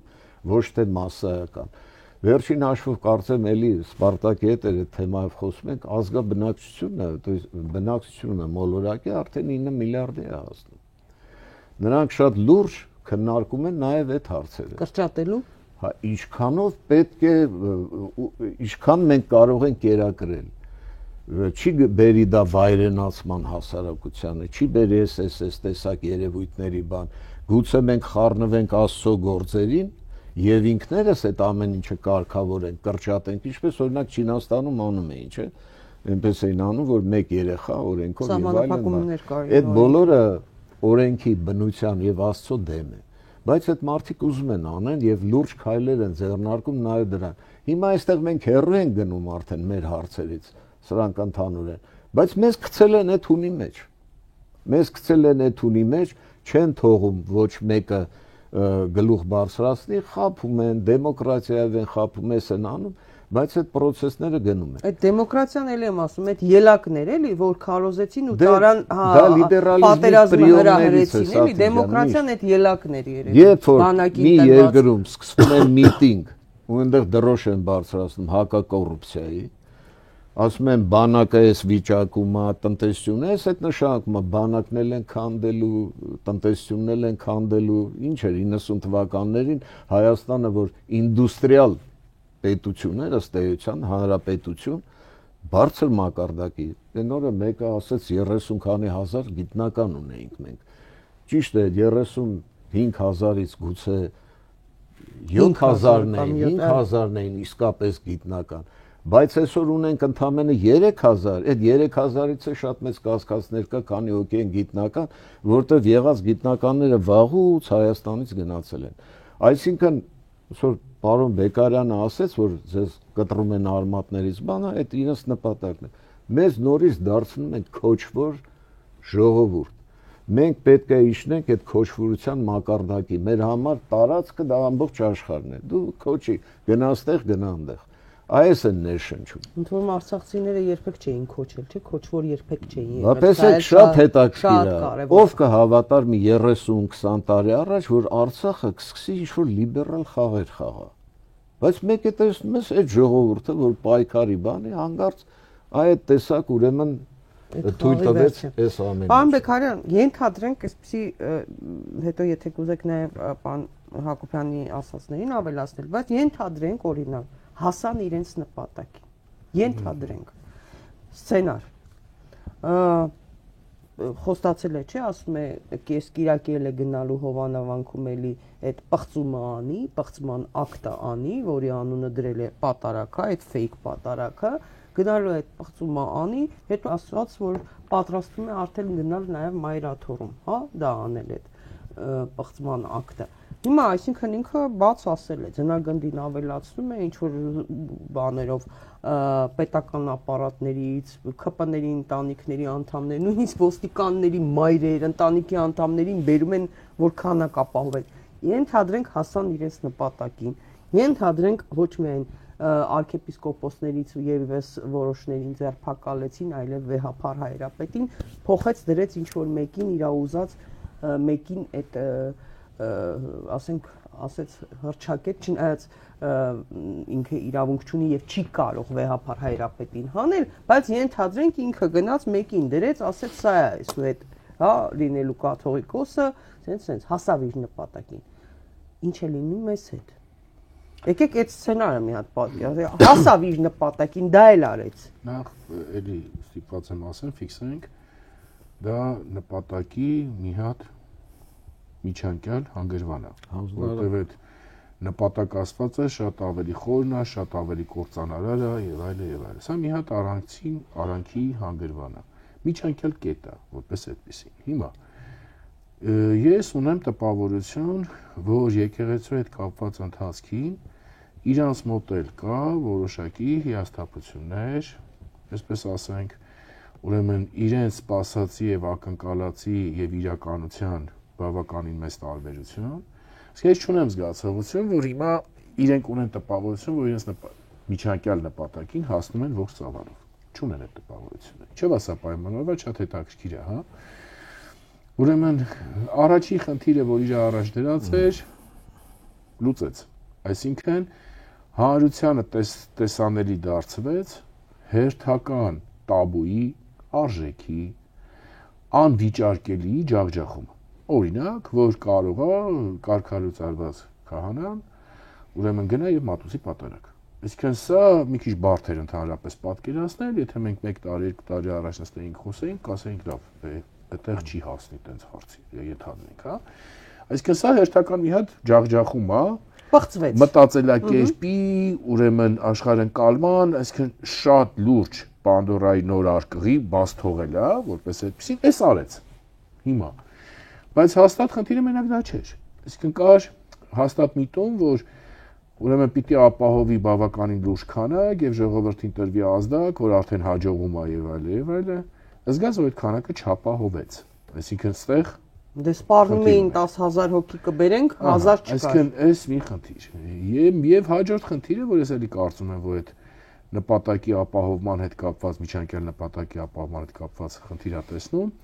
հանրությունը այս թեմայով իր պատկերացրածի եւ ակնկալածի չափով չի ոգևորվում ու չի ուզում լինել մասնակից։ Սա շատ հետաքրքիր է։ Այսինքն չի գնում պրովոկացիային, դեպտեղ հանրության ոնց ուզում եք շերտերը դասավորեք, կարող անգամ քաղաքական ուժերին դնեք, հա։ Օրինակ ես որևէ կերպ չեմ բացառում, էլի արդեղել ասել եմ, որ առաջի այդ պատարագի օրը, այդ կեղծ պատարագի օրը շատ մեծ ցանկություն ուներ, որ այդտեղ ընդդիմությունը ինչ-որ մի բան անի եւ այդտեղ դառնա ուրեմն որոշակի քաշքշոց, մարդ բռնել, աղմուկ անել եւ այլը, եւ դա էլ փորձի կապիտալիզացվել։ Այսինքն ոչ քաղաքական ուժերը, ոչ ինչ-որ իմաստով հենց եկեղեցին, բայց ամենահետաքրքիրը եւ ոչ էլ հանրությունը այդ պրովոկացիայի ձեռնոցն է չվերցրին։ Այսինքն ես ձեզ բերեմ հետաքրքիր օրինակ, խոսում էինք, փորձում էինք այդ պատկերը հասկանալ, ուրեմն այդ կեղծ պատարագի օրը, ուրեմն մոտ գտնվող աշխարհագրական տեղաբաշխմամբ բոլոր եկեղեցիներում պատարագի մասնակիցների թիվը եղել է սովորական միջինից էապես բարձր։ Այսինքն ինչ արձագանք է տվել հանրությունը։ Ես ընդեղ չեմ գնա, այսինքն մարդիկ, որոնք սովորաբար ընդեղ գնում էին, ես ընդեղ չեմ գնա, որովհետև սա արդեն ինչ-որ բան են չի։ Մարդ կա մինչև վերջ է խորանում ինչ չի։ Մարդ կա հավատի տեսանկյունից է լրիվ դրա մեջ, կապ չունի, բայց ֆիքսում է, որ ինչ-որ բան են չի։ Այսինքն ես ընդեղ չեմ գնում, բայց ես ուզում եմ գնամ պատարագի, հետևաբար ես անկախ նայած, որ սովորություն ունեմ, տարիներով, տասնամյակներով, ընդեղ եմ գնում, հիմա կգնամ կողքի եկեղեցի, մինչև տեսնենք ինչ կլինի։ Եվ որոշակի հատված էլ հանրության, որ երևի ոչ էլ գնում էր պատարագի, հա, այսինքն իր ներքին պրոտեստը բերում է ոչ այդ եկեղեցի պատարագի գնալով։ Հիմա դրա համար լիքն էին ինչ եկեղեցիները լիքն էին։ Եվ ես կարծում եմ, որ ստեղ իրանց ակնկալածի հետ սա բախում ունի։ Ինչ է անում հանրությունը, անաղմուկ պրոտեստ է անում, չխառնվելով, չմտնելով պրովոկացիայի դաշտ, բայց իր վերաբերմունքը այս ձևով ցույց է տալիս, որ սա իմ համար կեղծ օրակարգ է։ Այսինքն ստեղ կա խնդիր, որ իրենց մոտ սա վստահ եմ ներքին կատաղության է բերում եւ հետեւաբար այս միջանկյալ նպատակի հետ կապված ծրագիրը որոշակի աբետ պիտի արվի, պիտի հասկացվի, ինչպես իրենց ուզածին հասնեն եւ այլ,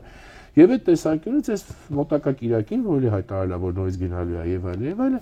էլի հետաքրքիր հանգրվան է, ծանր, շատ ծանր, որովհետեւ տեսեք, մենք վերլուծում ենք ու փորձում ենք աբստրակցվել, որ այդ անմիջականորեն վերաբերվում է մեզ բոլորիս։ Որովհետև երբ որ դու դրա հուզական կոմպոնենտն ես վերցնում, անգամ դրա շուրջ խոսելն է դժվար, մտածելն է դժվար։ Իրենք հասկացան, որ ժողովուրդը շատ լավ հասկանում է, որ դա պղծման ակտ է, եւ ժողովուրդը հասկանում է, որ եթե կարգալույծ քահանան, հոգեվորականը որևէ բան է անում, լինի պսակադրում, լինի ամուսնություն, լինի կնունք, լինի պատարակ որևէ բան, դա զրո է, առ ոչինչ է։ Ձեր թույլտվությամբ մի հատ փոքր օրինակ բերեմ, տեսեք, ես անգամ չեմ ուզում մտնել բառակազմ, ասենք ժողովուրդը իր համար դա բանաձևում է, որ դա պղծված է եւ այլը, միգուցե անգամ չի բանաձևում, բայց ասում է, ես չեմ ուզում սրան առնչվել, չեմ ուզում, այսինքն սա իմ ավանդականի հետ, իմ ընկալումների հետ, նույնիսկ եմ ասում, կուզեք հավատով, կուզեք սովորույթով, կուզեք մշակույթով, հա, որով ուզում եք նայեք։ Այսինքն սա իմ ունեցածի, իմ պատկերացածի, իմ ընթացքի հետ արդեն այն տիպի բախում ունի իր մեջ։ Հիմա սրան ինքը կանվանի սրբապղծություն, չի անվանի սրբապղծություն, չի ուզում առնչվի։ Ուրեմն ես մի հատ օրինակ, որ ասի ուզում եմ ձեզ բերեմ, ուրեմն ընկերներից մեկը գնացել էր գործուղման Եգիպտոս եւ Եգիպտոսից բերել էր բավականին հետաքրքիր ինչ-որ հուշանվերներ, տեսքով եւ այլով հետաքրքիր, բայց որը կապված է այդ ամեն ինչը հին եգիպտական հավատալիքների հետ։ Ու դրա հետ կապված շատ հետաքրքիր էլեմենտ կար։ Մարդը իրոք դա բերել է որպես հուշանվեր, այսինքն մեջ ուրիշ իմաստ չի դրել, հա։ Բայց ընտանիքը ունի սովորություն տարվա ամեն շրջափուլի ժամանակ հոգևորական է տուն կանչում տնօրներ կանելու։ Ուրեմն տուն եկած հոգևորականը, որ անցնում է դրանց կողքով նայում է, ասում է դու գիտես որ սրանք ուղակի առարկաներ չեն։ Ասում է կարդացել եմ, հա, տեսել եմ եւ այլն եւ այլն։ Ասում է ուղակի ուզում եմ որ եթե պահում ես տանը այս ամենը, գիտակցես որ սրանց մեջ միայն իրի էներգիա չի եւ դա էլ մերը չի։ Այս եւ դա էլ մերը չին, մեր ժողովրդի մեջ բավականին ամուր արմատներ ունի, գոնե էս ունի ամուր արմատներ, գոնե էս ունի ամուր արմատներ, եւ այն հիմա որ կատարվում է այնտեղ կարգալույծ արվածով, հա, այդ դա մերը չին աշխատում է, շատ հստակ աշխատում է, եւ ես հուսամ որ ինքը այնքան աշխատելու, որ Այդ բոլոր ժողովուրդների մոտ է այդպես։ Ձեզ որպես ինֆորմացիա ասեմ, դեռևս չեմ նշի այդ կազմակերպությունների անունները, այս ընթացքում շատ ինտենսիվորեն, նույնիսկ փորձում են հարցումների հետազոտությունների միջոցով չափել, թե որքանով է աստվածավախ մեր ժողովուրդը, մեր հասարակությունը եւ նույնիսկ ասեմ 90%-ից ավելի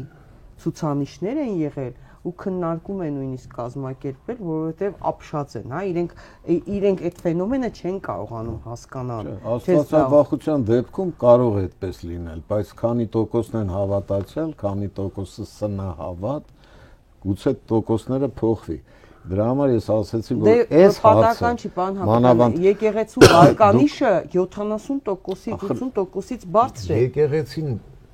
բաներ կա, որ պետք է անջատվի, Սաթիկ ջան։ Բաներ կա, որ մարդկային է եւ մարդուն է հատուկ։ Եկեղեցին այստեղ ինքը չի կարող այդ ամեն ինչի վրա ազդել։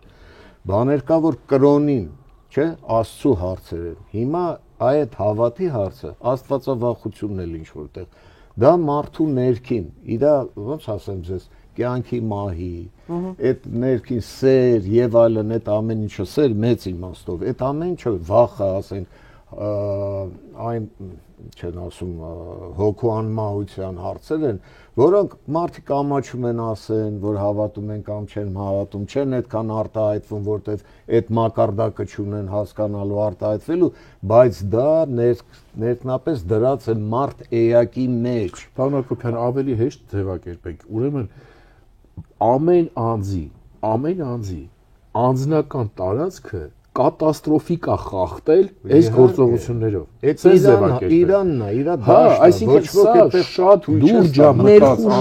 այսինքն չեն թույլա, որ ներխուժեն իրենց ներս։ Շատ դուրջ եւ ագրեսիվ ներխուժում կա անձնական տարածք։ Եվ ընկալումը, որ օրինակ եմ ասում, օբյեկտիվ կլինի, սուբյեկտիվ կլինի, X, Y, Z եկեղեցականի հետ կապված պատմություն կպատմեք, նրա խնդրեմ կասեք եւ այլն։ Հարյուրավոր վերեմ կաթոլիկների, հռոմի պապերի մասին։ Չէ, Ակիջան, այստեղ ուրիշ խնդիր կա, տեսեք։ Ուրեմն մենք բավականին փոքր հանրություն ենք։ Եվ այդ ուրեմն գնչոյական փոստը մեր մոտ շատ լավ աշխատում է։ Այսինքն շատ դեպքերում, որ ինչ-որ մարդկանց թվում է, որ իրանք ինչ-որ բան են բացահայտել, այդ նենց է չի, որ այդ մարդիկ այդ թերության կոնկրետ որևէ թերության մասին չեն մտածել, դրա հետ կապված իրենց ներքին նեղվարությունը չեն ունեցել, ոչ մեկ չի ասում, որ ինչ-որ բան կամ ամեն ինչ առավելևս եղել է իդեալական։ Սա ուրիշ խնդիր է, բայց այդտեղ ագրեսիվ ներխուժում է մարդու անձնական տարածք, մինչև հոգու խորքերը։ Եվ սկսում է ինքնապաշտպանական բնազդ աշխատել։ Շատ ներողություն, բայց այդ ագրեսիա, որ լիբերալները տարածում են, իրենց թվում է հաճախ, որ արդեն հասել են այդ նպատակին, որովհետև կա այդ մասսան, որ այդպես էլ ընդունում է, բայց երբ որ գալիս է այդ ներքին եսի հարցին, օրինակ ասենք մայրը իր երեխայի համար, երեխան վատ վիճակում է, կյանքի մահու հարց է, այդ մայրը երբեք չի գնա այդ նրա բերած պատարակներին կամ ինչի, նա վերջին դե ասում է այդ հասկանում, բայց ինքը այն ամենասրտին իր հավատին է, դրա համար սրանք չեն հասկանում, որ կա սահման գծած, այդ սահմանի կողքը դու կարող ես գոռալ, հաչալ, այս անել, այն անել, պարել, բայց այդ շրջանակից ներս դու չես մտնի, դա այն է ինչ որ աստվածատուր է, սա արդեն ուրիշ թեմաներ է, հոգևորական այն մարդն է, որը մեր ուրախության, մեր տխրության, մեր երջանկության, մեր ինքը ծառայում է դա ծես դարձնելուն, բայց ինքը չի իմ սրբությունը, ինքը ծեսի ծառայող է, եկեղեցին ոնց որ նայեք բոլոր ժողովուրդների մեջ այդ ամեն ինչը մնացել է, ինչ սատանայություն ասես արել են, բայց այդ առանցքը դեռ չի կոտրվել, եթե որովհետև աստվածաբանական իմաստով եթե ասենք, եթե մարդը Աստծո արարած է եւ ինչպես Կանտն էր ասում, բարոյականությունն է իմ մեջ եւ աստղային երկինքը մեր վերևում, այսինքն այդ ինչ ուզում ես արա, կամ այնտեղ Դաստայևսկուց օրինակներ կարել է, այդ այնա, որ ինձ Աստված տվել է իմ մեջ դրած է, կան աթեիստներ, ասեն, չգիտեմ ինչ աշյանի, բան այդ ուրիշ հարց է, բայց սովորական մարդը իր միջի այդ լույսը միշտ կրում է ու տեսնում է եւ դրանից չի կարող ազատվի, եթե ես իմ երեխան ունեմ, իմ շահն է եւ այլն, ես չեմ կարող երբեք դրան դավաճանել, ինչ անել, հիմա ինչ վերաբերվում են խաժամուժին, որին միշտ օգտագործել են սատանիստները կամ աթեիստներ եւ այլն, այդ խաժամուժը միշտ էլ կա։ Նայեք, եթե ոնց օգտագործեցին, չէ, ասենք իբր նախկինների թալանած փողերի հարցը։ Հիմա ես չեմ զարմանա, եթե սրանք ասեն ժամանակին Պետրոս առաջինն էլ վեցրեց, եկեղեցու թալանած փողերը օգտագործեց պետության, ինչ է թալանը տարել, լցել են ժողովրդին պետք բան։ Նման այն անտառ կտրելուն 90 թվերին, որ բան էին անում։ Կարող է այդ խաժամուժը կգտնվի, բայց ավել այդ շրջանակից ներս չեն թողի մտնի։ Դա ոնց ասեմ ձեզ, այն տեսակ բան է, որ մեր ձեռքում չի։ Հիշեք նույն խորհրդային միությունը, չէ՞, ինչ աշյաներ հասնում այդ աթեիզմը եւ այլն։ Բայց ինչի բանը, որ հասավ կյանքի ու մահվան հարցի, երբ որ ֆաշիստները Մոսկվա էին մտնում արդեն, այդ ժամանակ, երբ որ պատրաստում են պաշտպանել Մոսկվան, գնում են եւ այդ սրբապատկերը Մայր Աստվածածնի, իրենք կարծեմ Կազանսկի իկոնը վերցնում է եւ ինքնաթիռով մի քանի անգամ պատտասնում են Մոսկվայի վրա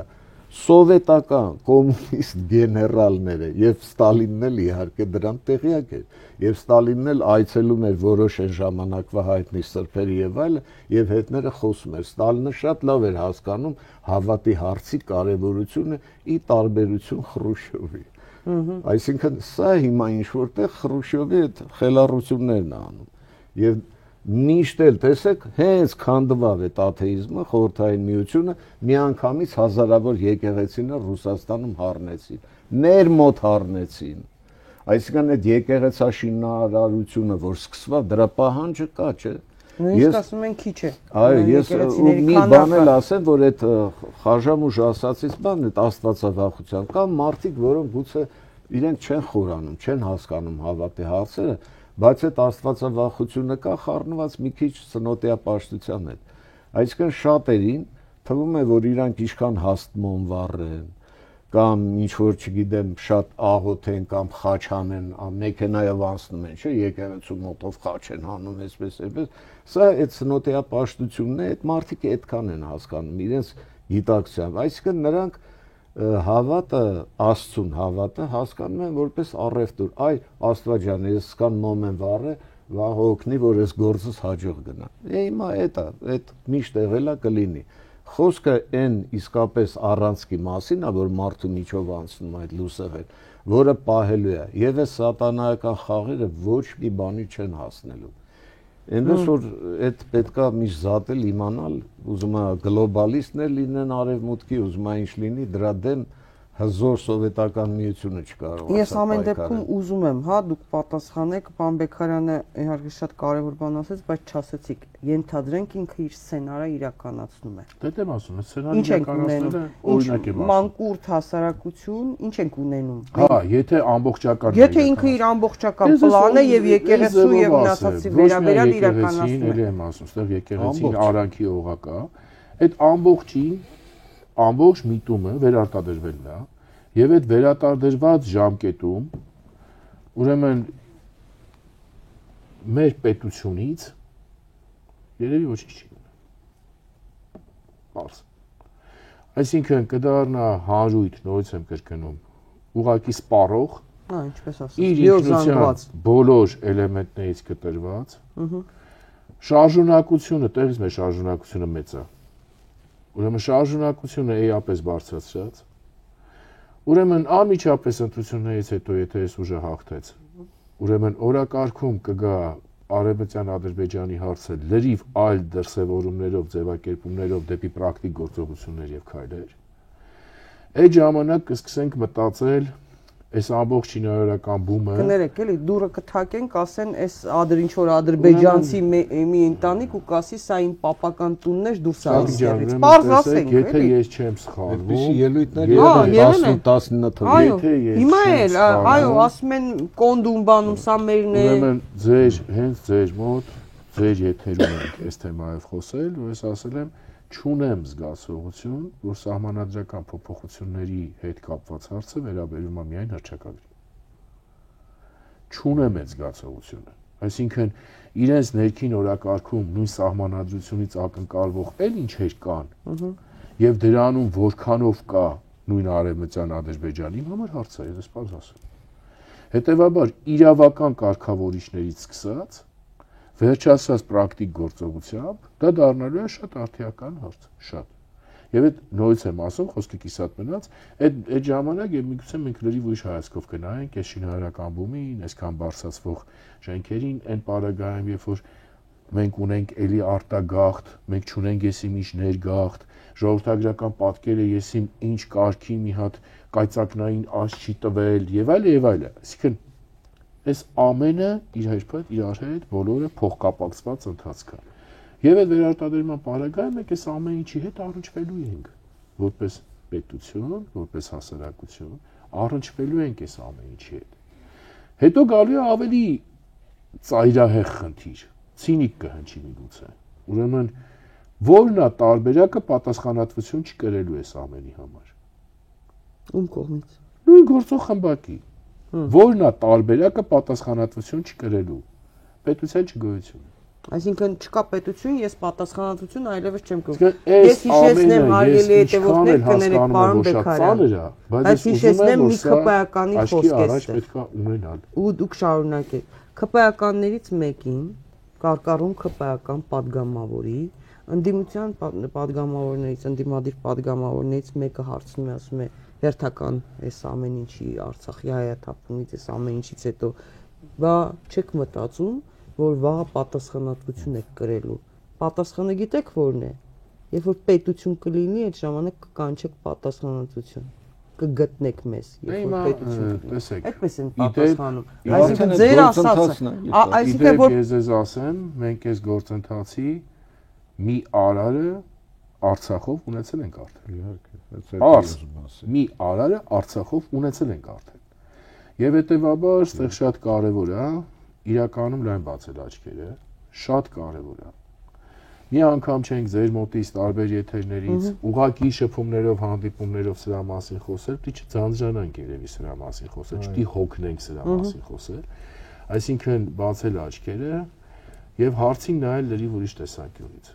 Ես շատ կուզեմ, որ մեր հանրության յուրաքանչյուր ծնող այս հարցին նայի համատեքստում ես ինչ եմ ուզում իմ երեխայի համար։ Ես իմ երեխայի համար ուզում եմ անհայրենիք վիճակ, աշխարհի որևէ երկրի որևէ համայնքային բանում շպրտված տարբերակով, խորին հարգանքով մեծ փյուրքի նկատմամբ։ Թե ես իմ երեխային ուզում եմ հայրենիքի զգացողություն, իր արմատների հետ կապվածություն, իր հողի վրա մեծանալ եւ զարգանալ։ Մենք այս հարցին ենք հասել։ Ինչքան էլ շատ մարդկանց թվում է, որ այս հարցը ինչ-որ հերու, չէ։ Մենք այս հարցին ենք եկած հասած։ Այ յուրաքանչյուր տնօրեն թող սա աչքի առաջ ունենալով շարժվի։ Մենք դա ունեցել ենք այդ շրջանները։ Իհարկե։ Եվ երկրորդ խնդիրը, որ ելի է իմ համար առաջի հերթին կապվում ծնող զավակ փոխհարաբերության հետ։ Ծնող զավակ,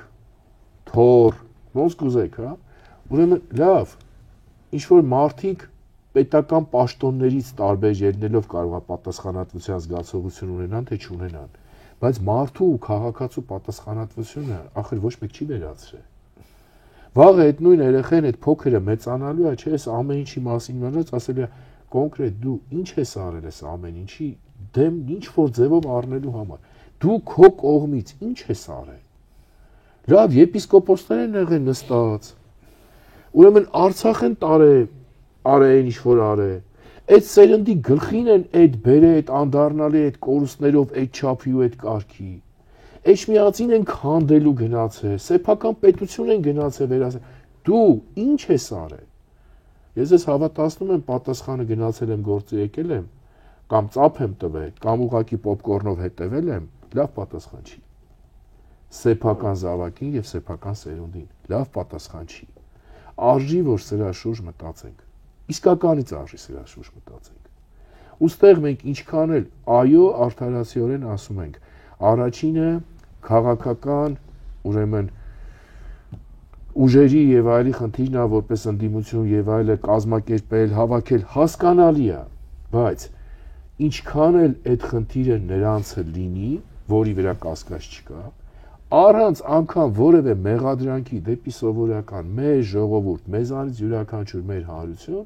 բայց միևնույնն է, այդ պատասխանատվության էլեմենտը կամ պիտի աշխատի, կամ չի աշխատի։ Չի աշխատի, նշանակում է մենք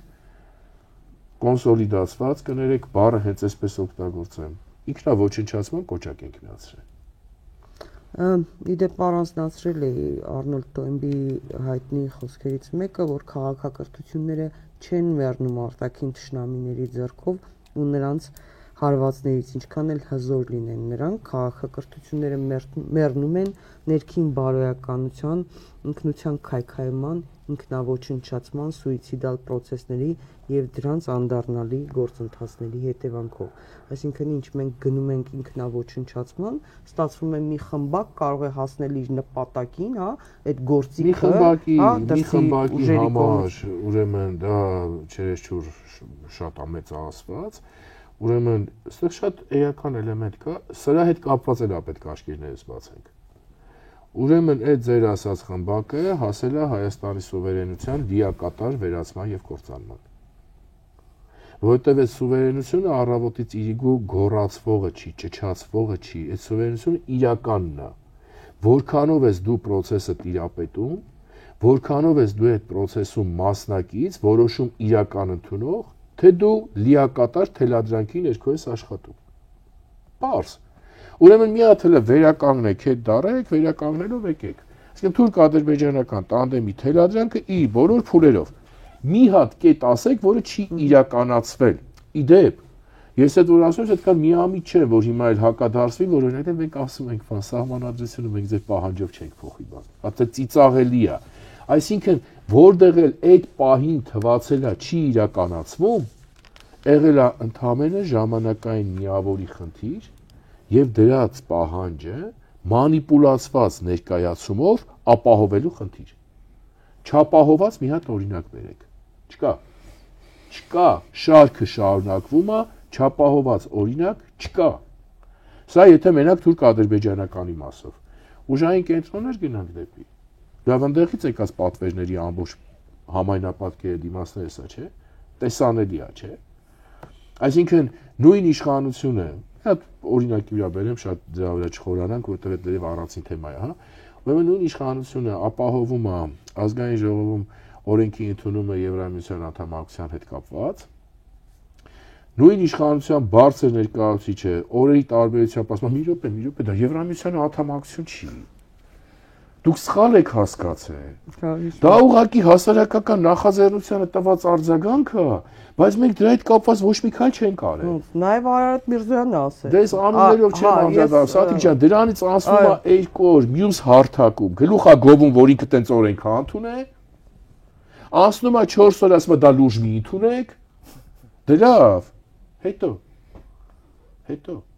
Այս ամեն ինչից դուք սուվերենության հոտ եք առնում։ Այս ամեն ինչի Բայց ինչի՞ սուվերենություն։ Վիտկոֆը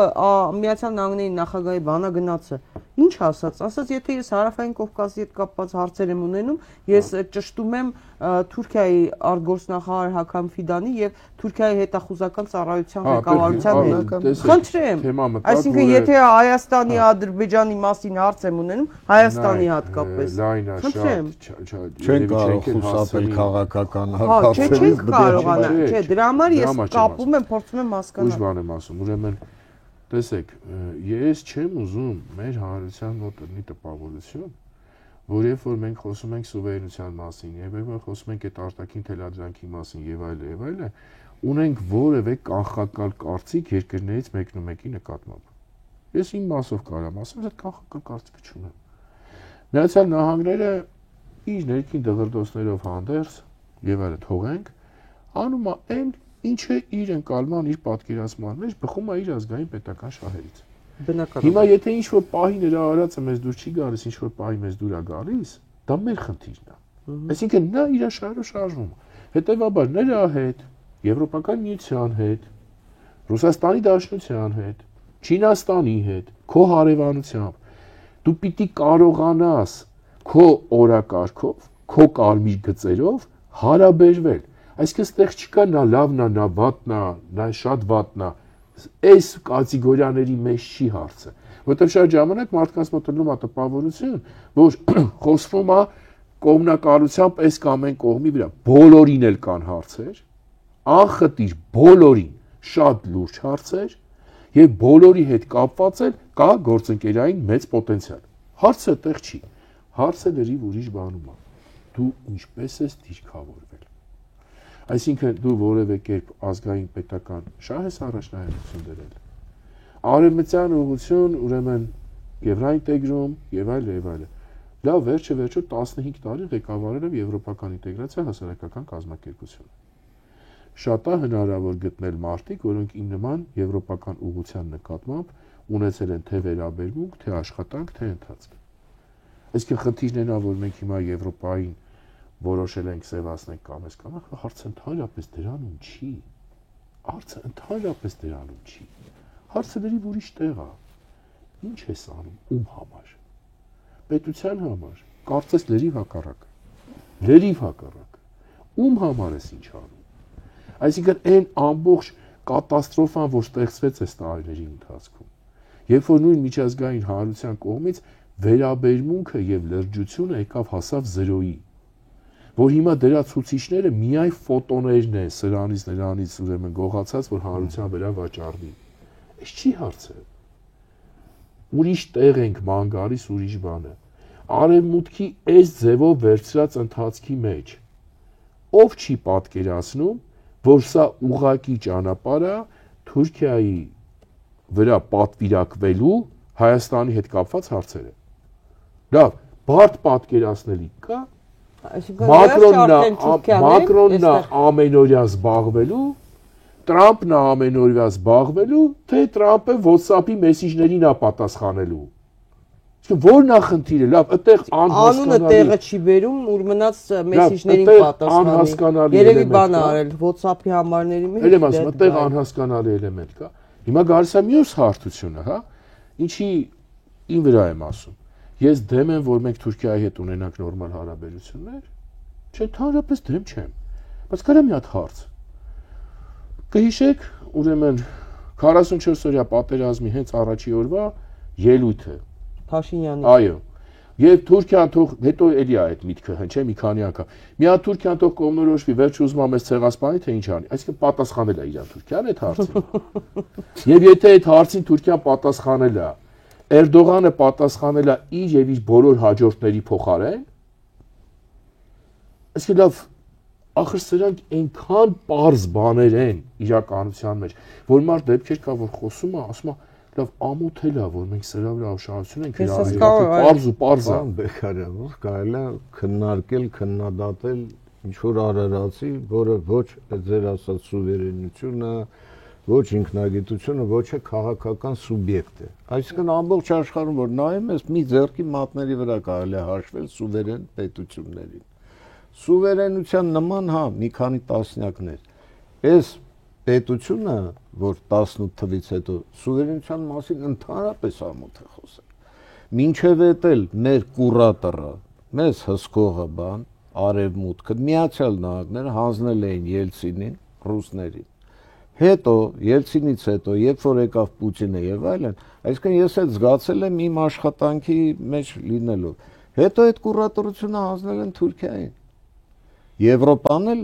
դրա հետ համաձայն է, Միացյալ Նահանգներն է։ Ինչ որ Մակրոն ուզում էր ինքն էլ խաղեր, բայց այստեղ բանն է, կուրատորը մեր ոնց ասած թուրքերն են այսօր։ Արդեն ռուսները, այն լիբերալ ռուսները չկան։ Եվ կատարածուն էլ այս իշխանություններն են, որ դրված է։ Ոչ մի հատ մեր վրա, նույնն ասենք թե այդ բանը Վրաստանի վրա, թուրքերը վաղուց արդեն Վրաստանի կուրատորն են։ Տնտեսապես համենայն դեպս այդ կա, էլ չեմ ասում։ Էքսպանսիայի ենթարկեցին, ներխուժեցին տնտեսական կապիտալով, ինչ ստեղ է սպասվում։ Հիմա այդ անտերը պետքա ոնց որ մարդը, առանձին մարդը, չէ, երբ որ ինքնագիտակցություն ունի եւ ինքնասիրություն, այսինքն արժանապատվություն, ինքը որոշակի քայլեր է բան անում, չէ, շարժվում։ Այսինքն ցույց է տալիս իր եսը։ Այսինքն, գիտեք, ցանկացած առարկա իր էակ պետքա սահմանը իր ունենա, որ որակ ունենա, որ առանձնանա մյուսներից։ Այդտենց ամեն մարդ իր եսը ունի, չէ, իր ինքնագիտակցություն, իր արժանինքներ եւ այլն եւ նույնը ժողովուրդը, նույնը պետությունը։ Այ մենք որ խոսում ենք այնտեղ թե 18 թվականից, այս մոմենտն էր, որ հենց սկզբից զգացվեց,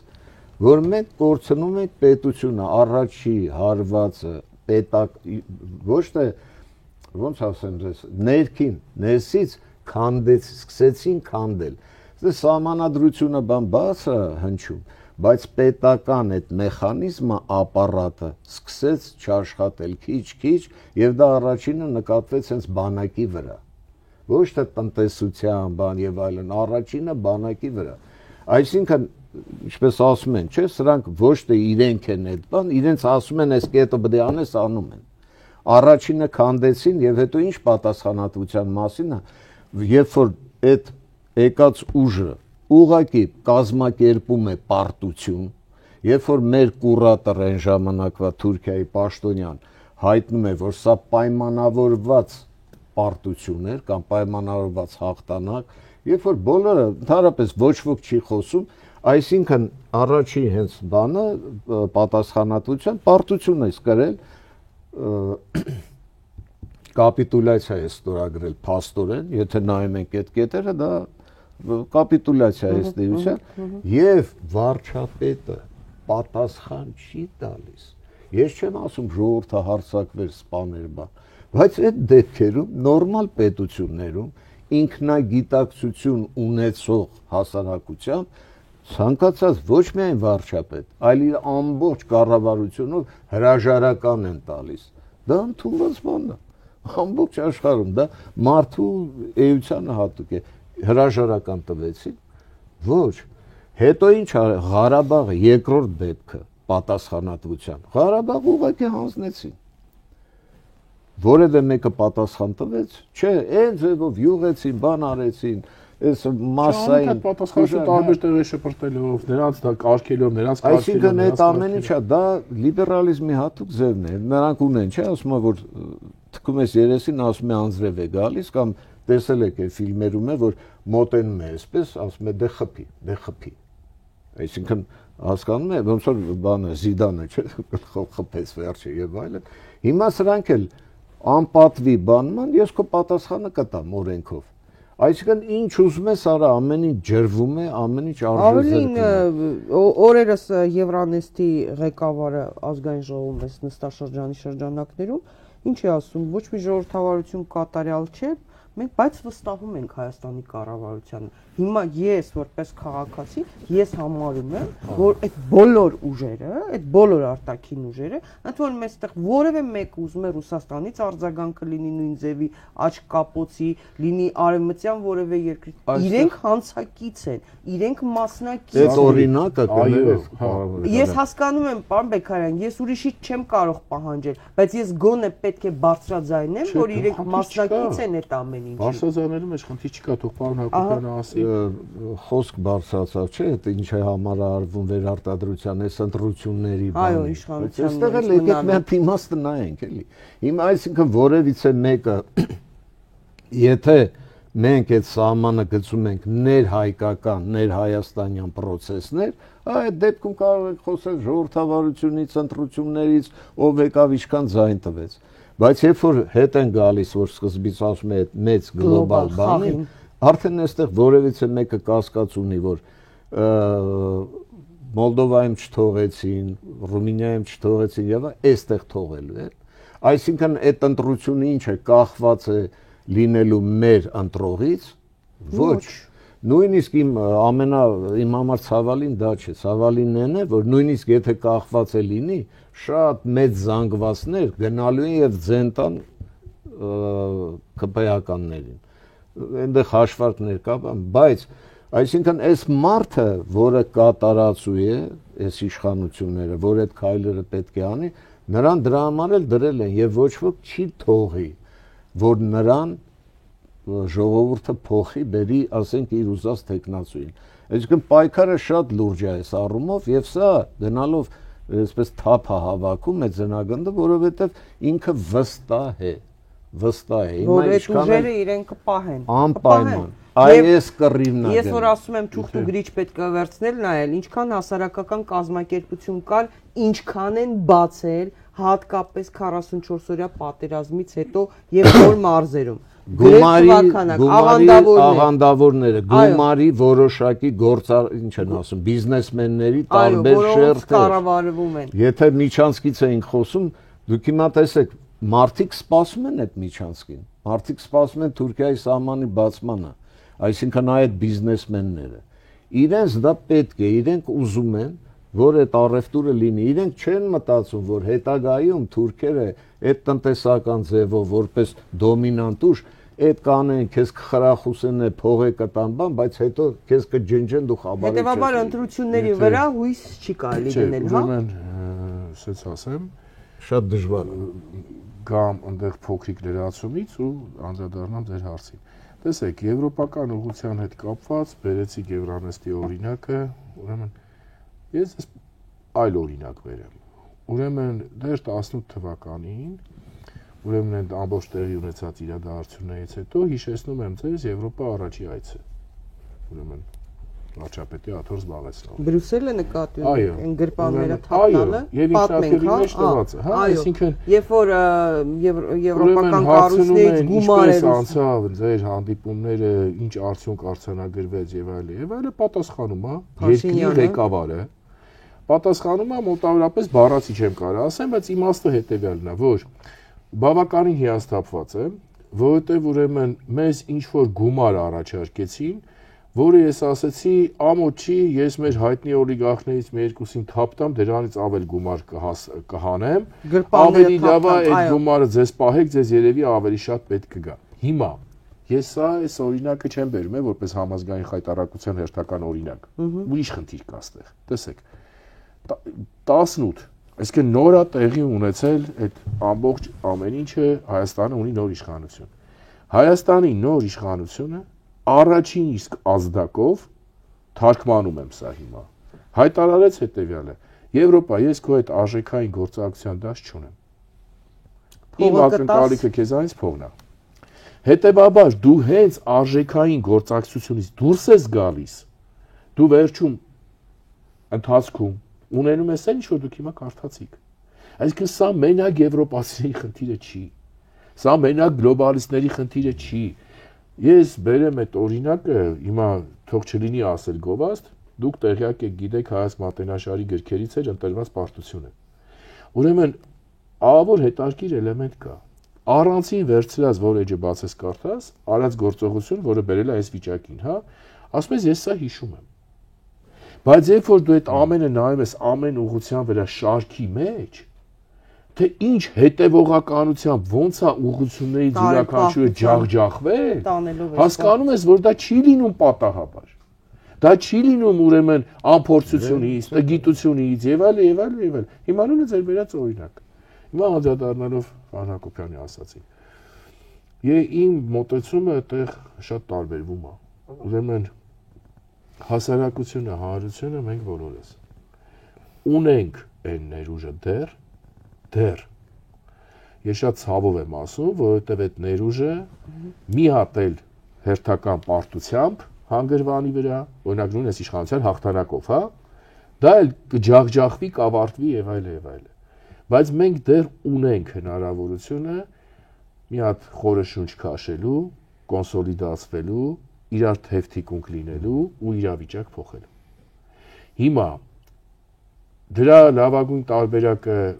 ընտրությունն է արդյոք։ Ուրեմն ասեմ ձեզ, երևի թե չէ, մի քանի պատճառով։ Ուրեմն առաջինը ինքս դեռ 21 թվականին շատ դժվարությամբ եմ ընկալել, որ ընդդիմության շարժումը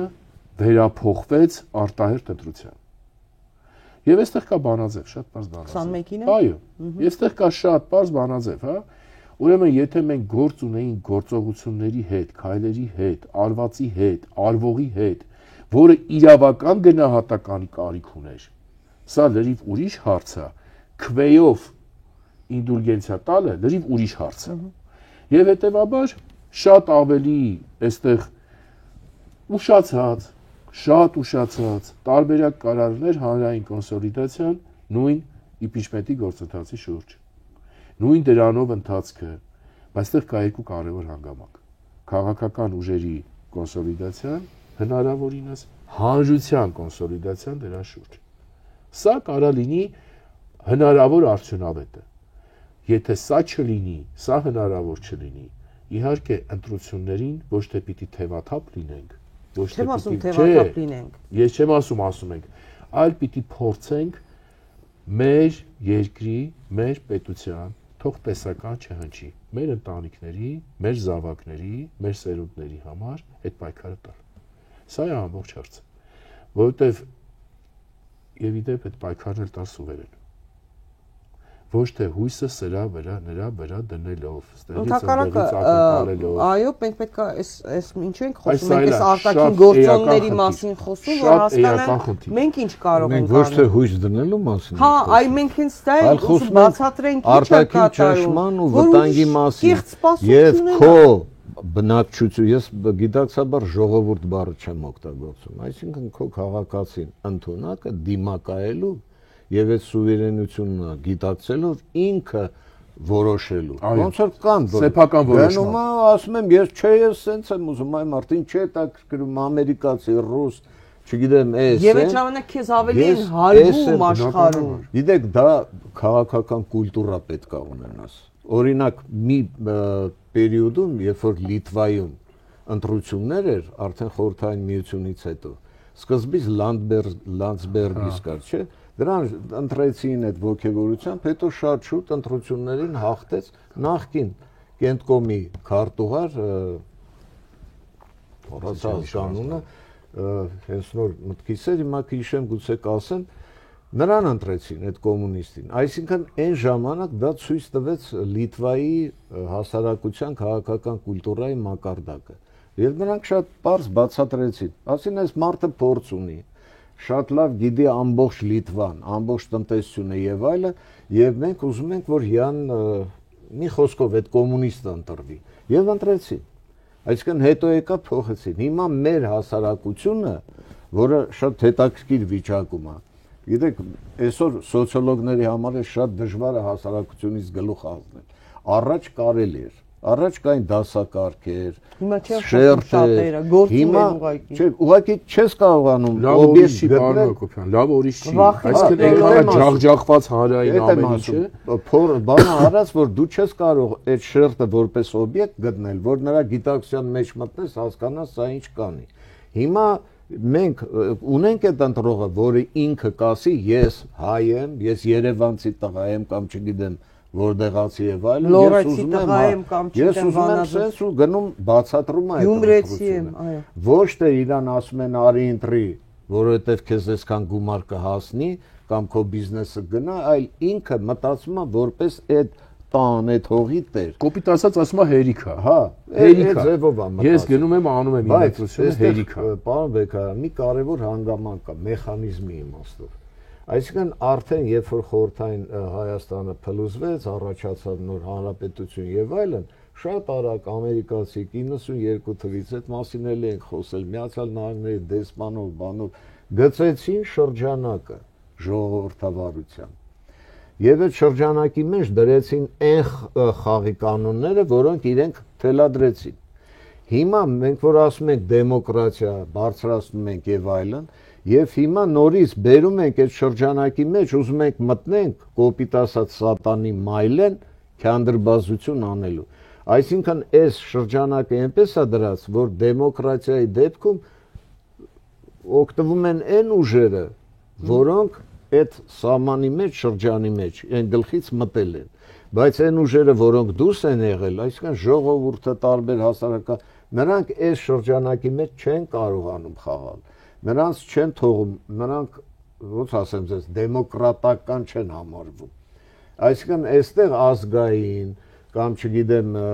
սոցիալական ինչ-որ ուժերի խաղ հնարավոր չի։ Կա խաղի կանոններ։ Համար դեկոնսոլիդացվի։ Խաղի կանոններ կա, այդ շատ լավ մեխանիզմ է, եւ այդ մեխանիզմներից օգտվելով ուզենան սանդուի է, չէ՞, մոնդավացի։ Ինչքան ուզեն կպահեն, սրան ԿՊ-ականներն ինչքան ուզեն կպահեն, մյուս տեղերում եւ այլն։ Շատ դժվար է, օրինակ Վրաստանի օրինակով, երբ որ Սաակաշվիլի ունենալով, իհարկե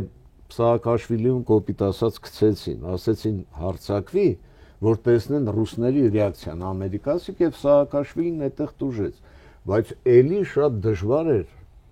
Սաակաշվիլի փոխել, այսինքն գալիս է մի Իվանիշվիլի, արթնացնում է այդ ուժերին, միավորում է եւ փոխում է, մինչեւ հիմա հանգիստ չեն տալու, մինչեւ հիմա տեսնում եք ինչ են անում, այսինքն այդ հարցը շարունակելու են եւ այլն, նույնը մեր մոտ այս բանի համար եմ ասում, եթե դու մտնում ես այս շրջանակի մեջ, այդ օրենքներով ես խաղում, շատ դժվար է ասել, թե դու բայց տեսեք, Եվրամիության մտնել չմտնելու հարցով, որ դուրս կբանենք օրակարգից, դուրս կթողենք Վրաստանին, վրացիներին չի վախեցնում։ վերջի վերջը կարողանում է դիմել, որովհետև հասկանում են, որ դա սուտ է։ Երեք Ռաֆի Ֆիլիպը Կալֆայան Ֆրանսիայի հայտնի միջազգային իրավունքի մասնագետ եւ միջազգային կազմակերպություններում աշխատած մարդ, ինքը այդ էր բերում օրինակը, որ Թուրքիան ձեզ պիտի թողի, ինքը չմտած դուք մտնեք Եվրամիություն, դուք այսինքն հասկանում եք ինչա եւ ուր են տանում ձեզ այդ սուտ խոստումները։ Այդ խաղի կանոններից եմ խոսում։ Բայց Վրաստանը իրատեսական Լեպենին արգելեցին քաղաքական։ Այո, Մոլդովայում տեսակ վերջին Գերմանիայում այդ Մոլդովա բան դեռ թողենք։ Այսինքն ինչ որ չի մտնում այդ շրջանակի մեջ, արգելում ենք ու վերջ։ Ալտերնատիվ Գերմանիայի համար Հակոբյան, այնուամենայնիվ ոչ Մերցը ունի ռեյտինգ ու բան հեղինակություն, ոչ Մակրոնը ունի, ոչ Զելենսկիներն ունեն եւ իրենց նույնիսկ չեմ խոսում, Բրիտանիայի վարչապետը վերցրեք հայտարարակ ցածր վարկանիշ ունի, նշանակում է հասարակությունների եւ իրենց միջեւ բունտ է հասունանալու։ Հիմա օրինակ հաջորդ ընտրություններում նույն Ֆրանսիայի, հա, մենք կտեսնենք այդ հանրության տված արձագանքը, Մակրոնը կստանա իր գնահատականը եւ այլ եւ այլ։ Այսինքն, եթե հասարակությունը, հանրությունը, ժողովուրդը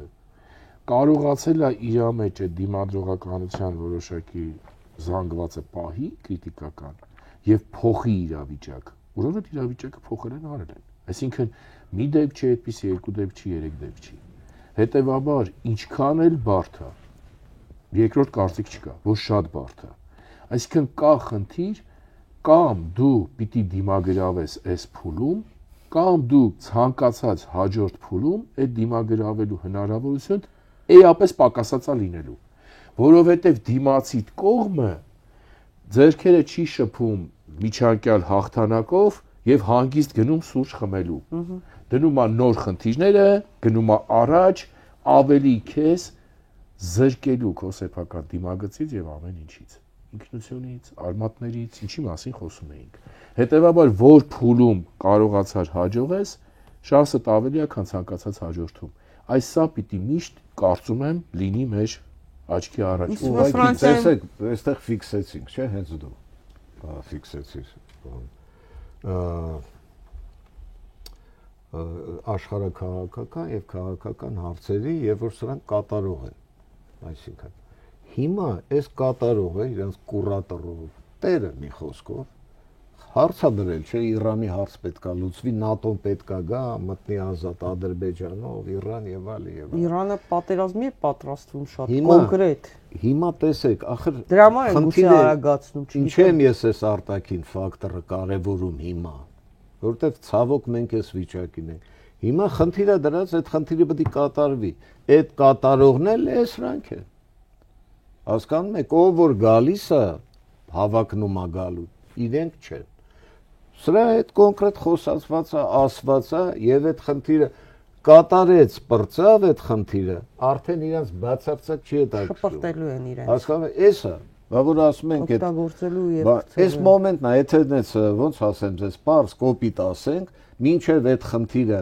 բանում մերձավոր արևելքում այդ հարցերը Միացյալ Նահանգները չլուծեն, պահելու են։ Ինչի է Տրամպը հանգարց Էրդողանին ասում 2000 տարի ոչ ոք չէր եղել Մակեդոնացու հետ։ Հա, բայց նաև ասում են, այո, բայց նաև ասում են երկրից ներսում կեղծված հետ համաձայն եմ, որ իհարկե փորձելու են պահեն եւ իհարկե դրա համար ամեն ինչ անելու են։ Սրա իշխանությունը։ Հա,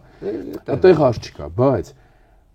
իմ մոտ կա հակառակ մոտեցումը այլ իմաստով։ Իրանց փորձելը, իրենց ցանկանալը եւ այլը ինչքան էլ բարդ հաղթահարելի է, բայց անհաղթահարելի չի, նորից եմ կրկնում։ Այսինքն, այստեղ ամբողջ խնդիրը կայանում է նրանում, որ մենք որպես հասարակություն, մենք որպես անհատներ, պիտի վերջը հասկանանք, նորից եմ ասում, որ թողեք մի կողմ հաջորդ փուլում կձևավորվի նոր իշխանությունը, գործընկերներից որի հետ հարաբերությունը ինչ պրագմատիզմի վրա սեփական ազգային պետական շահերիձերներով կփորձի կառուցել։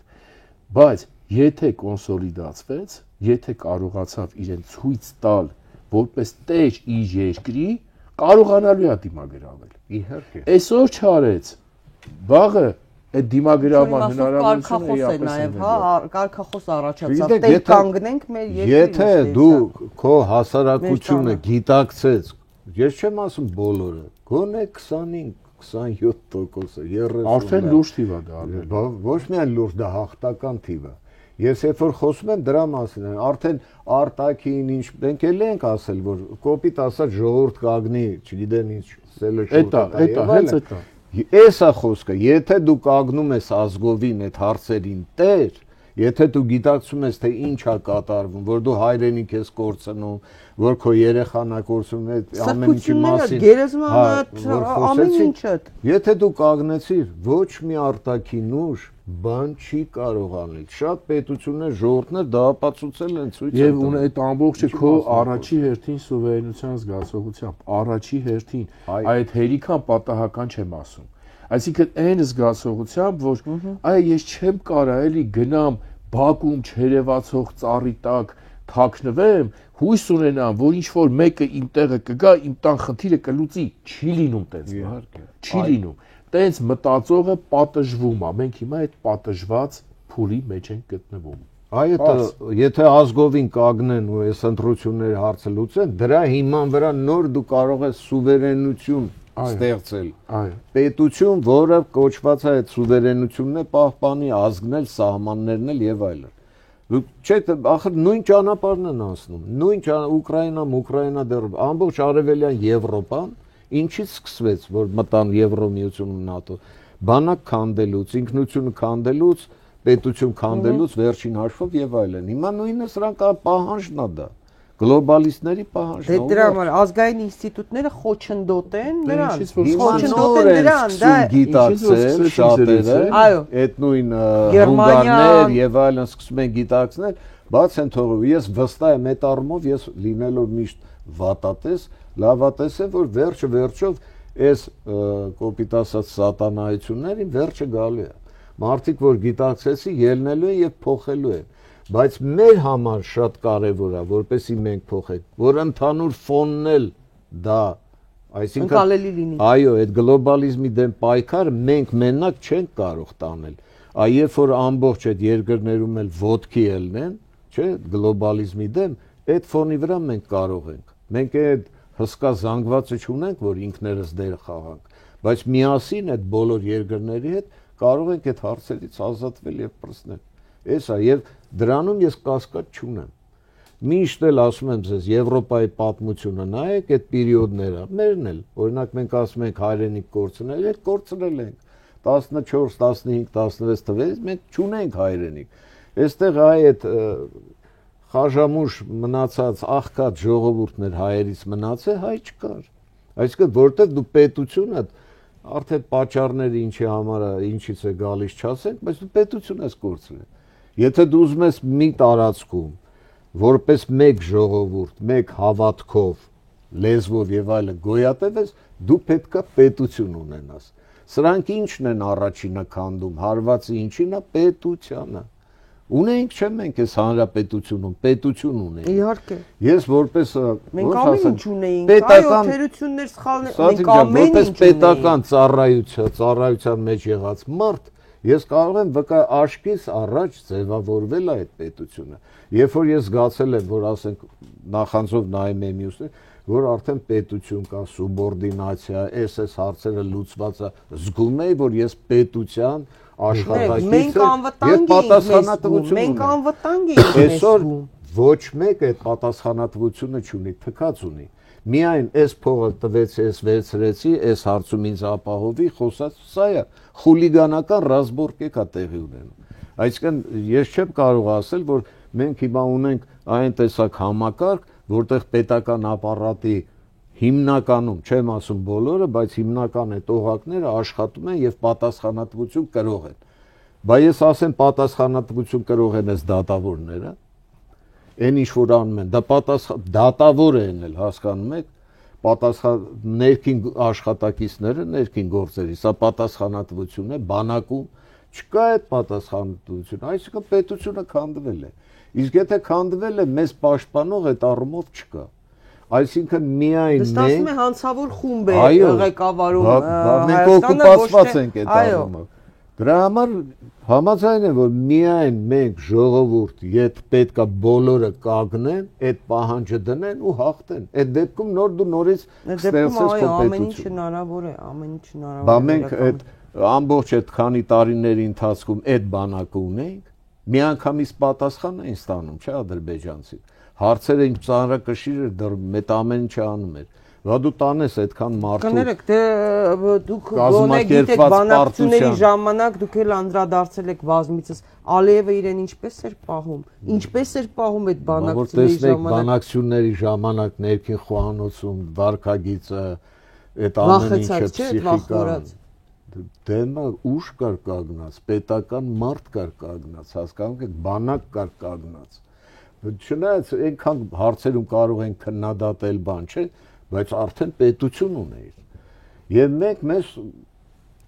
շատ հպարտ էինք զգում, էլի կոպիտ ասած, դա մենք հաղթող էինք։ Նույնիսկ ռուսները հարցեր էր լինում, որ ասենք մենք խոսքի մեջ քննադատեինք ադրբեջանցու բանը, ռուսը ասում է դե դուք ինչ եք ուզում, հաղթող եք, նրանք պարտված են, դրա համար էլ այդպես եւ այլն։ Եվ երբեք մեր մտքով չէր անցնում, մենք զգում էինք վտանգ են ամեն ինչը, որ այս տեսակ ձևով կարելի է սեփական պետությունը ոչնչացնել, սեփական հողերը հանձնել, սեփական ամեն ինչը կորցնել։ Եվ դրա համար մեկ-մեկ հաճախ որևիցե տեղ որ մտնում են մանավանդ նախկին դիվանագետների մոտ, ասում են ողջույն ձեզ արևմտյան Ադրբեջանի հպարտ քաղաքացիներ։ Ցավոք։ Շնորհակալ եմ շատ հետաքրքիր զրույցի համար, ես վստահ եմ մոտ օրերս մենք կունենանք նաև ձեզ հետ առանձին զրույցներ, որովհետև ինձ հարցնում եք, չէ՞, ինչ թղթեր ես բերել, լիք թեմաներ ունեի ձեզ հետ քննարկելու, բայց հետո կքննարկեմ նաև առանձին։ Այո, չէ, բայց ունեմ նաև առանձին իրադարձային թեմաներ, շատ հետաքրքիր զրույցեր, հարգելի հետևորդներ, Կիրակ Նորիա դասեր հաղորդաշարներ, եթերում գրեք ձեր հարցերը, ձեր տեսակետները, մեզ համար շատ կարևոր են, թե ինչպես ընկալեցիք, ինչ կարևոր շեշտադրումներ կային այս զրույցի ընթացքում արված իմ զրուցակիցների կողմից, կրկին ներկայացնեմ Հայաստանի Հանրապետության արտակարգ դեսպանորդ եւ լիազոր նախարար քաղաքական վերլուծաբան Վարդան Հակոբյանը եւ Հայացք վերլուծական կենտրոնի խորհրդի նախագահ քաղաքագետ Կարեն Բեգարյանն էր։ Կհանդիպենք, հաջողություն ձեզ։